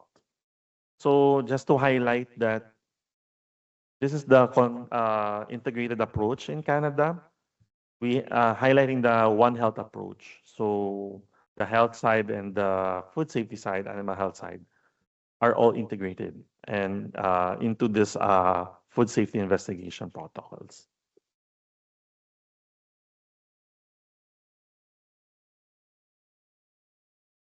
So yeah, just to give the step-by-step. So if a potential health risk has been identified, a formal request for an HRA may be submitted to Health Canada by the CFIA. So this is to determine if the level of health risk a specific food product represents to the Canadian population. And the Food Directorate at Health Canada provides HRAs according to established protocols and time standards. And the HRA will then be used to guide the CFIA's risk management response. So after the risk assessment was done, it will be determined now if what the process of recall will be, or if there will be a recall process to be instituted by the CFIA. So recall is defined in Canada as the removal of a food from further sale or use, or the correction of its label at any point in the supply chain as a risk mitigation action. So there are two types of basic types of recalls. We have the voluntary recall, which is a recall initiated and carried out by the recalling firm without ministerial order, and a mandatory recall, which is as per basically an order by the minister to the operator to follow the recall process. This is the specific regulation under the SFCR. So where the minister believes on reasonable grounds that the product regulated under an act poses a risk to public, animal, plant, or plant health, the minister may order that the product be recalled or sent to a place designated by the minister. So this is in the law. So just to list some examples of food safety hazards that may result in a recall. So of course, all the recalls are decided by the risk management, health risk management. So it can be microbiological risks such as Listeria, E. coli, Salmonella. It can be chemical, lead, or antibiotic residues can be a hazard as well. It can be food allergens, which is an increasingly important hazard in Canada that almost always results in a recall. Physical or extraneous material, glass, wood. If you have needle sticks in your meat, can be a physical hazard as well. Nutritional, which is excessive or deficient levels of vitamins and minerals that is stated in the label. So it can also be recalled if there is an excessive or deficient level. So in Canada and the CFIA, there are 3 classes of recalls. So the class 1 is the most serious one, which is the class 1 recall is done when there is serious adverse health consequences or possibly even fatal consequences based on the risk assessment. So the action is to do the recall, and public warning is usually issued. So public warning can be through, it will be discussed in the next slides. For the second class, it has the temporary adverse health consequences or probability of serious adverse health consequences is remote. So public warning may be issued. And the third one, which is the most mild class of recall, is the class 3, which the impact will not be likely to cause any adverse health consequences. So there should be regulatory contravention done. And public warning is rarely issued. So normally this is the labeling issues as well. So when you do the assessment and you already decided upon what the recall will be, type of recall or class of recall will be, we need to also decide the depth of the recall. So the depths of the recall include either wholesale or warehouse level, where the whole batch is recalled. It can be at the retail level already, when it's already distributed to the supermarkets, hotels, restaurants, and institutions. And the worst part is if it's already in the hands of the consumers. So are we going to do a recall at that depth, at that level, at the consumer level? So when the recall is done at the consumer level, there will always be a public warning issued by the CFIA. So recall implementation, when CFIA and when CFIA determines that there should be a recall, the recalling firm or the business operator has the responsibility to conduct the recall by identifying and notifying their receiving clients. So if I'm the producer, I should notify where I sent the products, the wholesalers, distributors, or retail stores. That's my responsibility as a food business operator, as well as ensuring that its actions have been effective in removing the food from the marketplace. So receiving clients have the responsibility of removing the food from sale. So if I'm the producer, I inform the retailers that you should recall this. The supermarket should be able to recall the products from their shelves. And the CFIA OFSR, the for Food Safety Recall, which is the coordinating office for any food safety incident, posts warnings when required.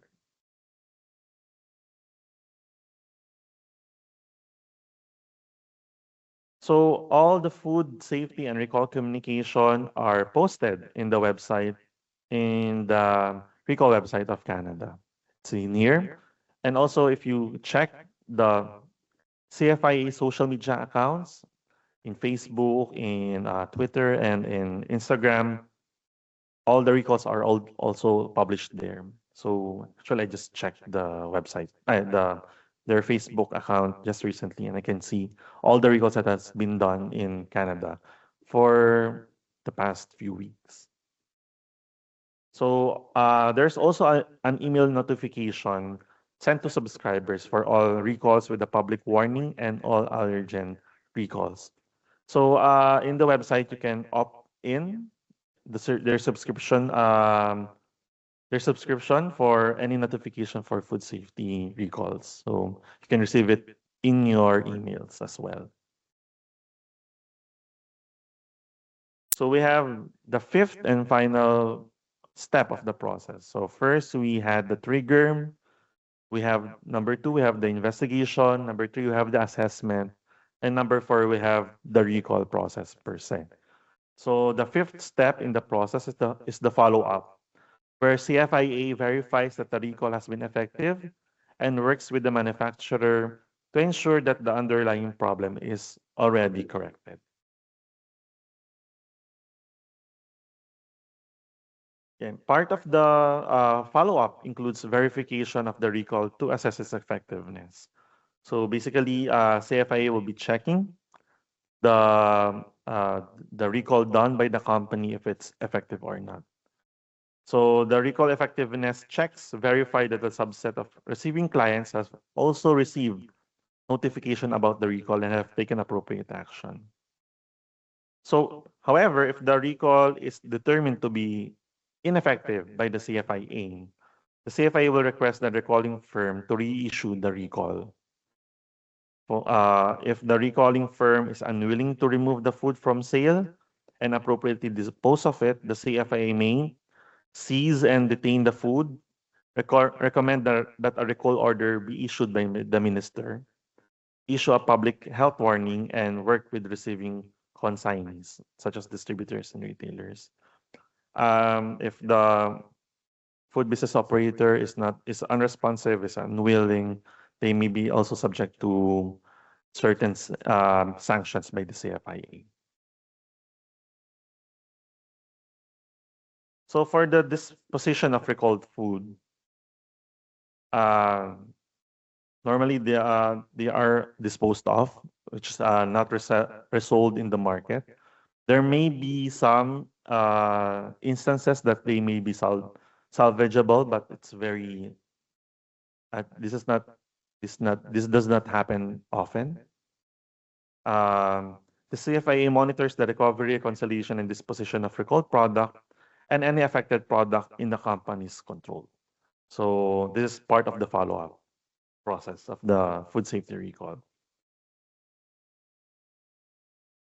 So after the recalled food is removed from the marketplace, the CFIA continues to work with the processor, producer, manufacturer, or importer to ensure that any problems that led to the recall are resolved. So if it's a producer from another country, the CFIA works with foreign countries to address broader issues that go beyond one company or sector. So may involve the review of the standards being used in Canada. It may be also, there will be a need also to notify the appropriate food safety authority of the sources of food.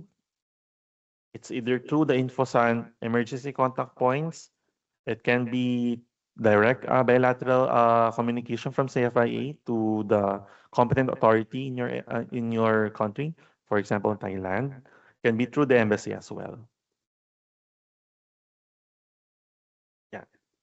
So that's it for this presentation. So this is what we're talking about earlier. You can subscribe to the email notification of CFIA. However, you'll be bombarded with CFIA. You can actually opt out of some of the CFIA notifications as well if you want to. You can also follow CFIA through Twitter, through Facebook, and through Instagram. So that's it for my presentation. Thank you very much. Thank you very much, Dr. Armando Antonio, for your insightful and informative presentation on Canada Food Safety Investigation and Recall Process. At this moment, we would like to open the floor for questions or comments, both from on-site and also online. Yes, it's me again. Yeah. No problem. From my past experience working with Canada in the trade negotiation, there is the provision that Canadian side would like to have that you would like to allow the review of the decision at the border for the import control, like when we have non-compliance. Canada would like to have the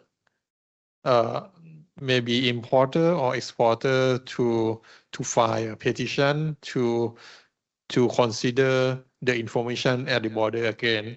And at that time, I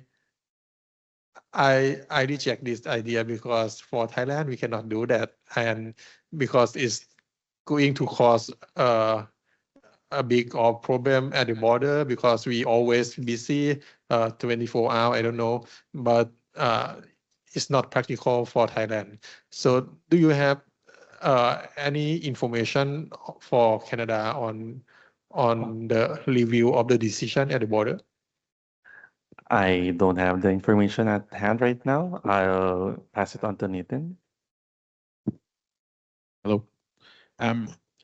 It's a good question. And as Dr. Amado said, we don't have all the info on that, but I can share with you, we agree with you. We cannot also look at everything coming to the border.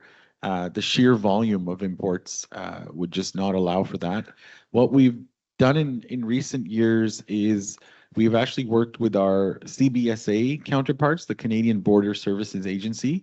So our border officers have actually been delegated some of the authorities under our act and regulations. Not all of them, because obviously some of the enforcement activities and inspectorate activities require a certain training and education background that they may not have as border officials. But what we've been able to do is some of that initial screening, for example, wood packaging material. It's a fairly simple program. You're looking for holes, you're looking for frass, you're looking for very obvious signs of pest infestation. That is something that our border officials are able to implement at the border. And if they see something concerning, they refer it to the nearest CFIA office in the region, and one of our inspectors will go out to validate. Similarly, so that example talks about using partnered agencies and partner departments to increase our vigilance at the border. Another step we've had to take is actually do post-entry inland inspection. So what we've done, again, using the ERA and the IRA models, is identify specific exporters and specific importers and specific imports in our database where we view a low enough risk that that product can move inland into, let's say, a warehouse or a shipping yard, or it's not necessarily a facility under government control. It could be an industry-owned facility, but the understanding is with that importer that they will not distribute it further until we have had an opportunity to come inspect it and release it for onward movement. It only applies to low-risk commodities. High-risk commodities would still be inspected and tested and sampled at the border. And so by some of these various measures, we've been able to prioritize some of our activities that Dr. Amado talked about at the border versus inland versus, in fact, if you look at some of our fruit and vegetable inspections, as I mentioned earlier, a lot of the imported fruit and vegetable coming into Canada is coming from tropical countries or warmer countries where we have a lower level of perceived risk. And so what we actually allow is those products move all the way to the retail level. They're at the shelves in the grocery stores. And our inspectors, we have a team that goes out randomly and looks at some of our grocery stores and will take samples of tomatoes and broccoli and cucumber and different fruit and vegetables that they find in the retail establishments. They will bring it back to a CFIA lab. It will be tested for both foodborne, microbiological, and chemical issues. And if non-compliances are found, depending on their severity, as Dr. Amado covered in his presentation, they will be subject to recall if required. It's very rare because it is a low-risk commodity and a pathway. But in certain situations, as I mentioned, romaine lettuce from California, we had detections of E. coli, and they were subject to recall. So that's, hopefully that addresses some of the ways we're able to risk prioritize, because you're absolutely right. We cannot look at everything at the border.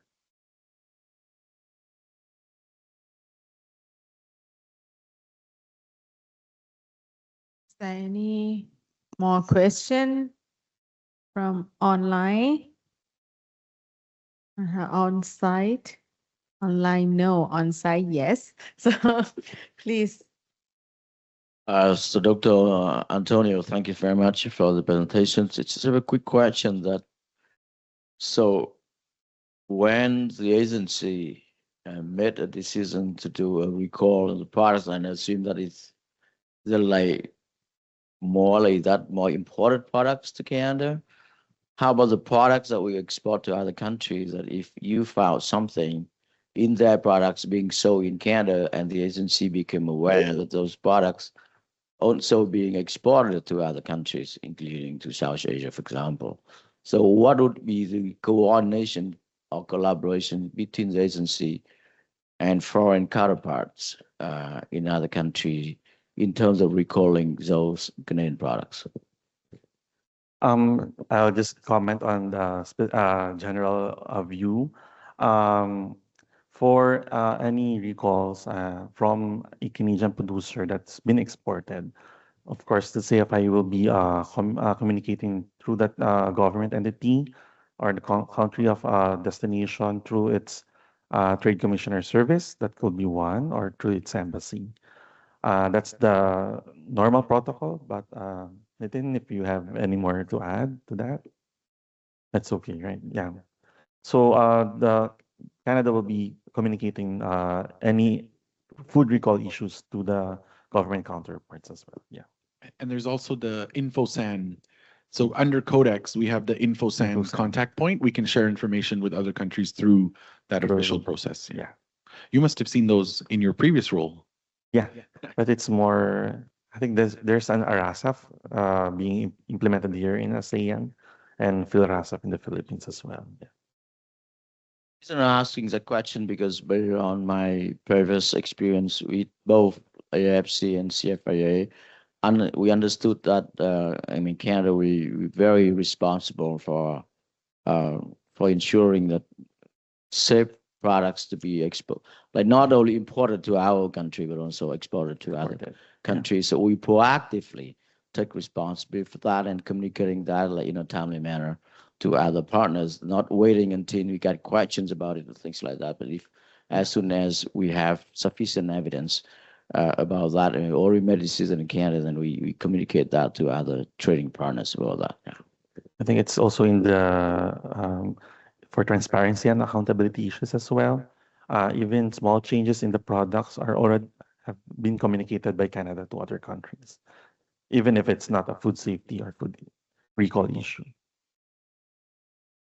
Okay, we have a question from sorry. Okay, from on site. Regarding the electronic information, just want to share that for Thailand, we actually within the ASEAN, we try to develop a kind of rapid alert system.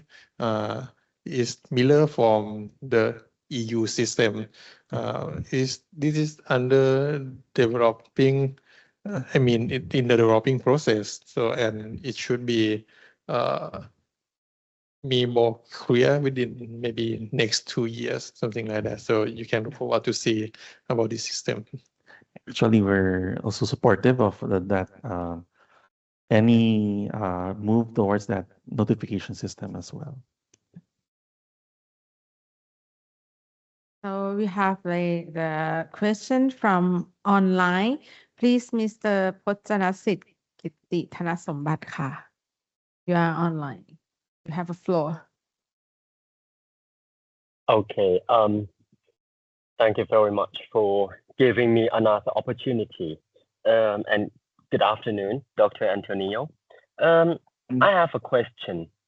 Normally, we conduct mock recalls internally, but to prepare for the Canadian market, does the CFIA recommend that we conduct a joint mock recall exercise with our Canadian importer to ensure our systems talk to each other effectively, and how often should we do that? Thank you very much indeed. That's a nice question. I don't have the information for the protocols yet for that, for any joint food recall protocols with other countries or other companies. Yeah, I'm thinking about that too. We don't have a legal requirement for that, but I commend you on thinking that way. That's an excellent idea to do a joint. I mean, work with your Canadian counterpart and see, what they're open to scheduling and working with you on that. I can share one other. Recently, didn't Penny go to Vietnam and conduct a joint tabletop emergency response exercise on a food recall incident? Yeah. So that's something we can offer ACFS and others in Thailand. Is CFA has a technical module on a tabletop emergency response activity. I think it takes about a day to run through the role play of a food recall activity. And we recently did it in Vietnam. We have expertise in our office in Manila that helped facilitate that workshop and that engagement. That may be an idea for some future collaboration with ACFS if that's something you're interested in. We haven't done that with an importer or an industry member, but there's no reason you couldn't invite, your industry counterparts to be part of that exercise. But that just reminded me we did do something recently in Vietnam on this. Okay. Is there any more question from online and other from on site?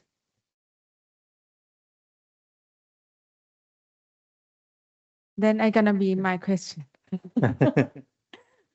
I have one question about the commodity or products that we mentioned for recall product. I guess cannot remember which slide that we saw it, but for example, if that product is the fresh meat coming to Canada, and that meat has some maybe more a higher level, more than your standard of the microbial, for example, and then you're gonna do a reject or recall or something or not, and then if that products turn to turn to be return to your country again as a cooked products, is that possible? That specific scenario. Normally, if it's raw that's coming in Canada and it's rejected, it's raw coming back to the country of origin. But maybe Nitin, do you have any? I'm trying to remember if we've had any history of that. First of all, we import chilled and raw from very few countries. It's considered a high risk trade.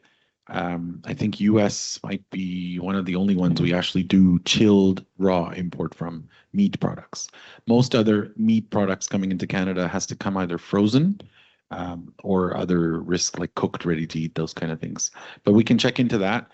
For recall on raw and chilled, again, part of what Dr. Amado went through in the process is the importance of the risk assessment that's done before a recall is ordered.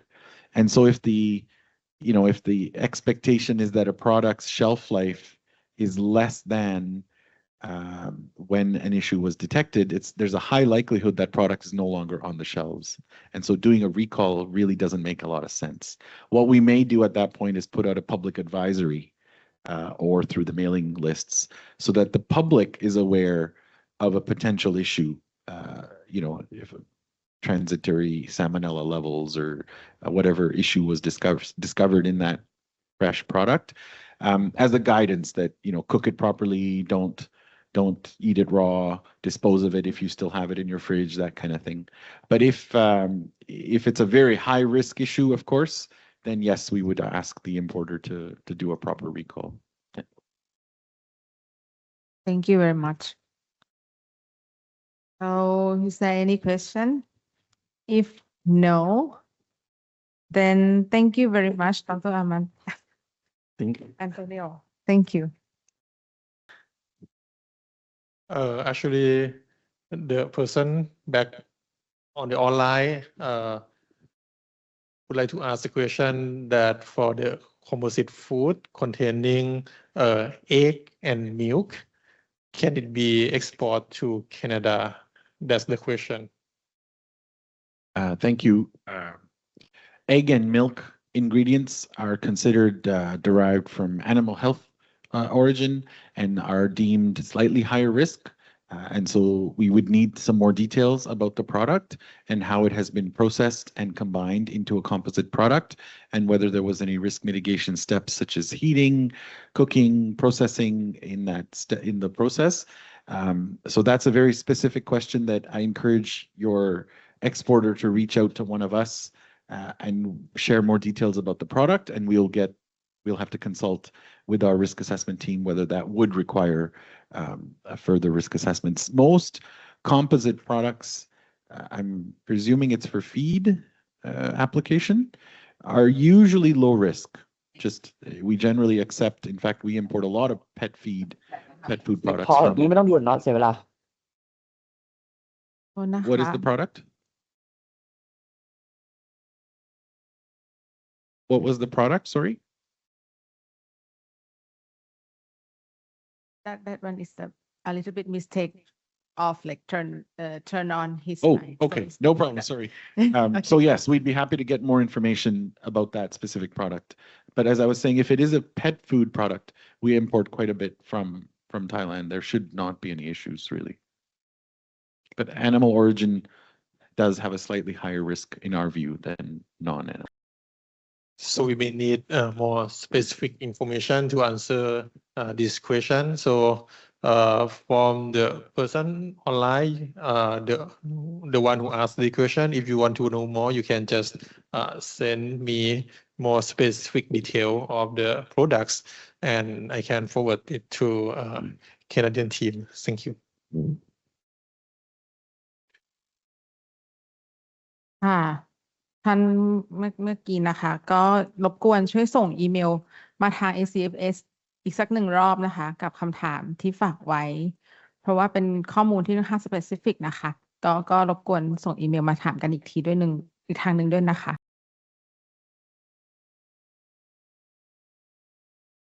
So please welcome Mr. Nitin Verma. Thank you. So I hope you found today's workshop informative. I again thank our hosts at ACFS, as well as all the participants who made time to come today, both in person and online. Just as a bit of a refresh, we went through, not in an ideal order, but we covered, the Canada's risk assessment models, the ERA and IRA, that we use for assessing risk of imported and establishments in Canada. And that was presented by our experts from Canada. Because of the time zone, we had to have them go first, but ideally they would have gone after our food import process presentation.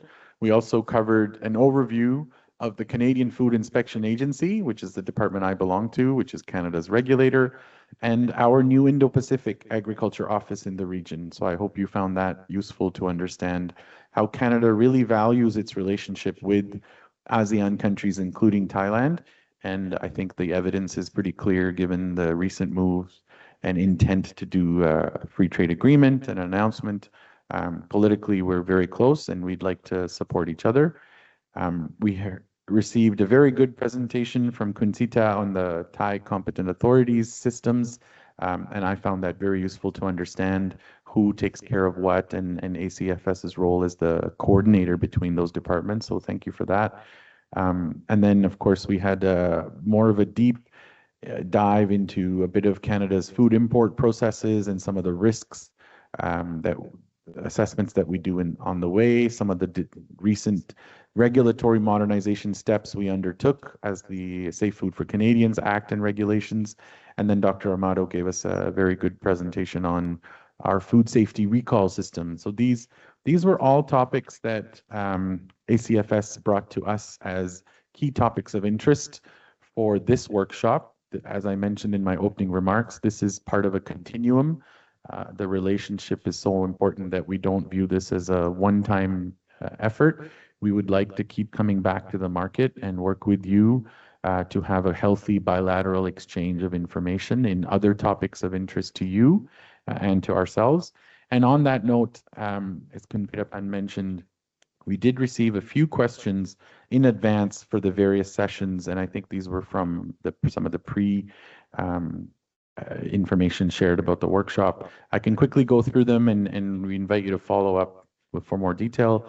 One of the questions on our first presentations were, as an international business, who should we contact in Canada for questions about product regulations versus questions about general market access and trade facilitation? I think we covered this a little bit. Your first point of contact in Thailand can remain the Canadian Embassy here. That team is led by our Senior Trade Commissioner, Mr. Frank Lee, but his team of officers is available to help triage your requests. Failing that, you're welcome at any time to also reach out to the Indo-Pacific Agriculture Office because we're in the region. We're only 1 hour time zone difference away from you. It's a bit easier than reaching somebody in Canada who's 12 hours away on time zone difference. If we don't have your answer, someone in our office, we will find the right person for you in Canada at the headquarters level to help address your question. So don't hesitate to start with any one of us and we will figure out the right answer. What is the role of CFIA in regulating and ensuring the safety of organic rice? And what are the main challenges in implementing ERA, IRA, and VTPA in real world operation? The first question about safety of organic rice, I'm going to address that in two parts. As an imported rice commodity, CFIA would maintain the import requirements for all rice commodities. Although we do have an organics program in CFIA, that is more on the policy side. We don't look at the organics claim by your exporters or your authorities as a phytosanitary requirement. That is done by a third party. Organics is run as a third-party program. That doesn't mean to say there's no validation required. There is validation required. It's just not done by CFIA. We will validate the import of rice. Somebody else in Canada will validate your claim, whether it is organic or not. So that's important for you to be aware of. The main challenges in implementing the risk models in real-world operation, I think we got a sense of that from Dr. Romina and Elizabeth this morning. But in general, it's a new system for us. We're shifting, it's only 2 years old, this digitalization move from a paper-based analysis to more of a stringent, robust data-based analysis. So we're still figuring things out. What we have found, though, in discussions with trading partners and with industry and other stakeholders is they really appreciate the scientific rigor and open transparency we've put in this model. Then we had some questions about first-time exporters to Canada using OEM manufacturing. What are the overall export procedures to Canada, including the role of the Canadian importer? Excellent question. I think we covered a lot of this today in our SFCR presentation, as well as the use of heirs. So you as an exporter can also use AIRS. You can go to our inspection website and open the automated import reference system and look up what are Canada's requirements for X, Y, Z. And you yourself will be able to see what do our inspectors look for when those products are being imported in. Again, this is why we maintain a lot of this information online for consumption.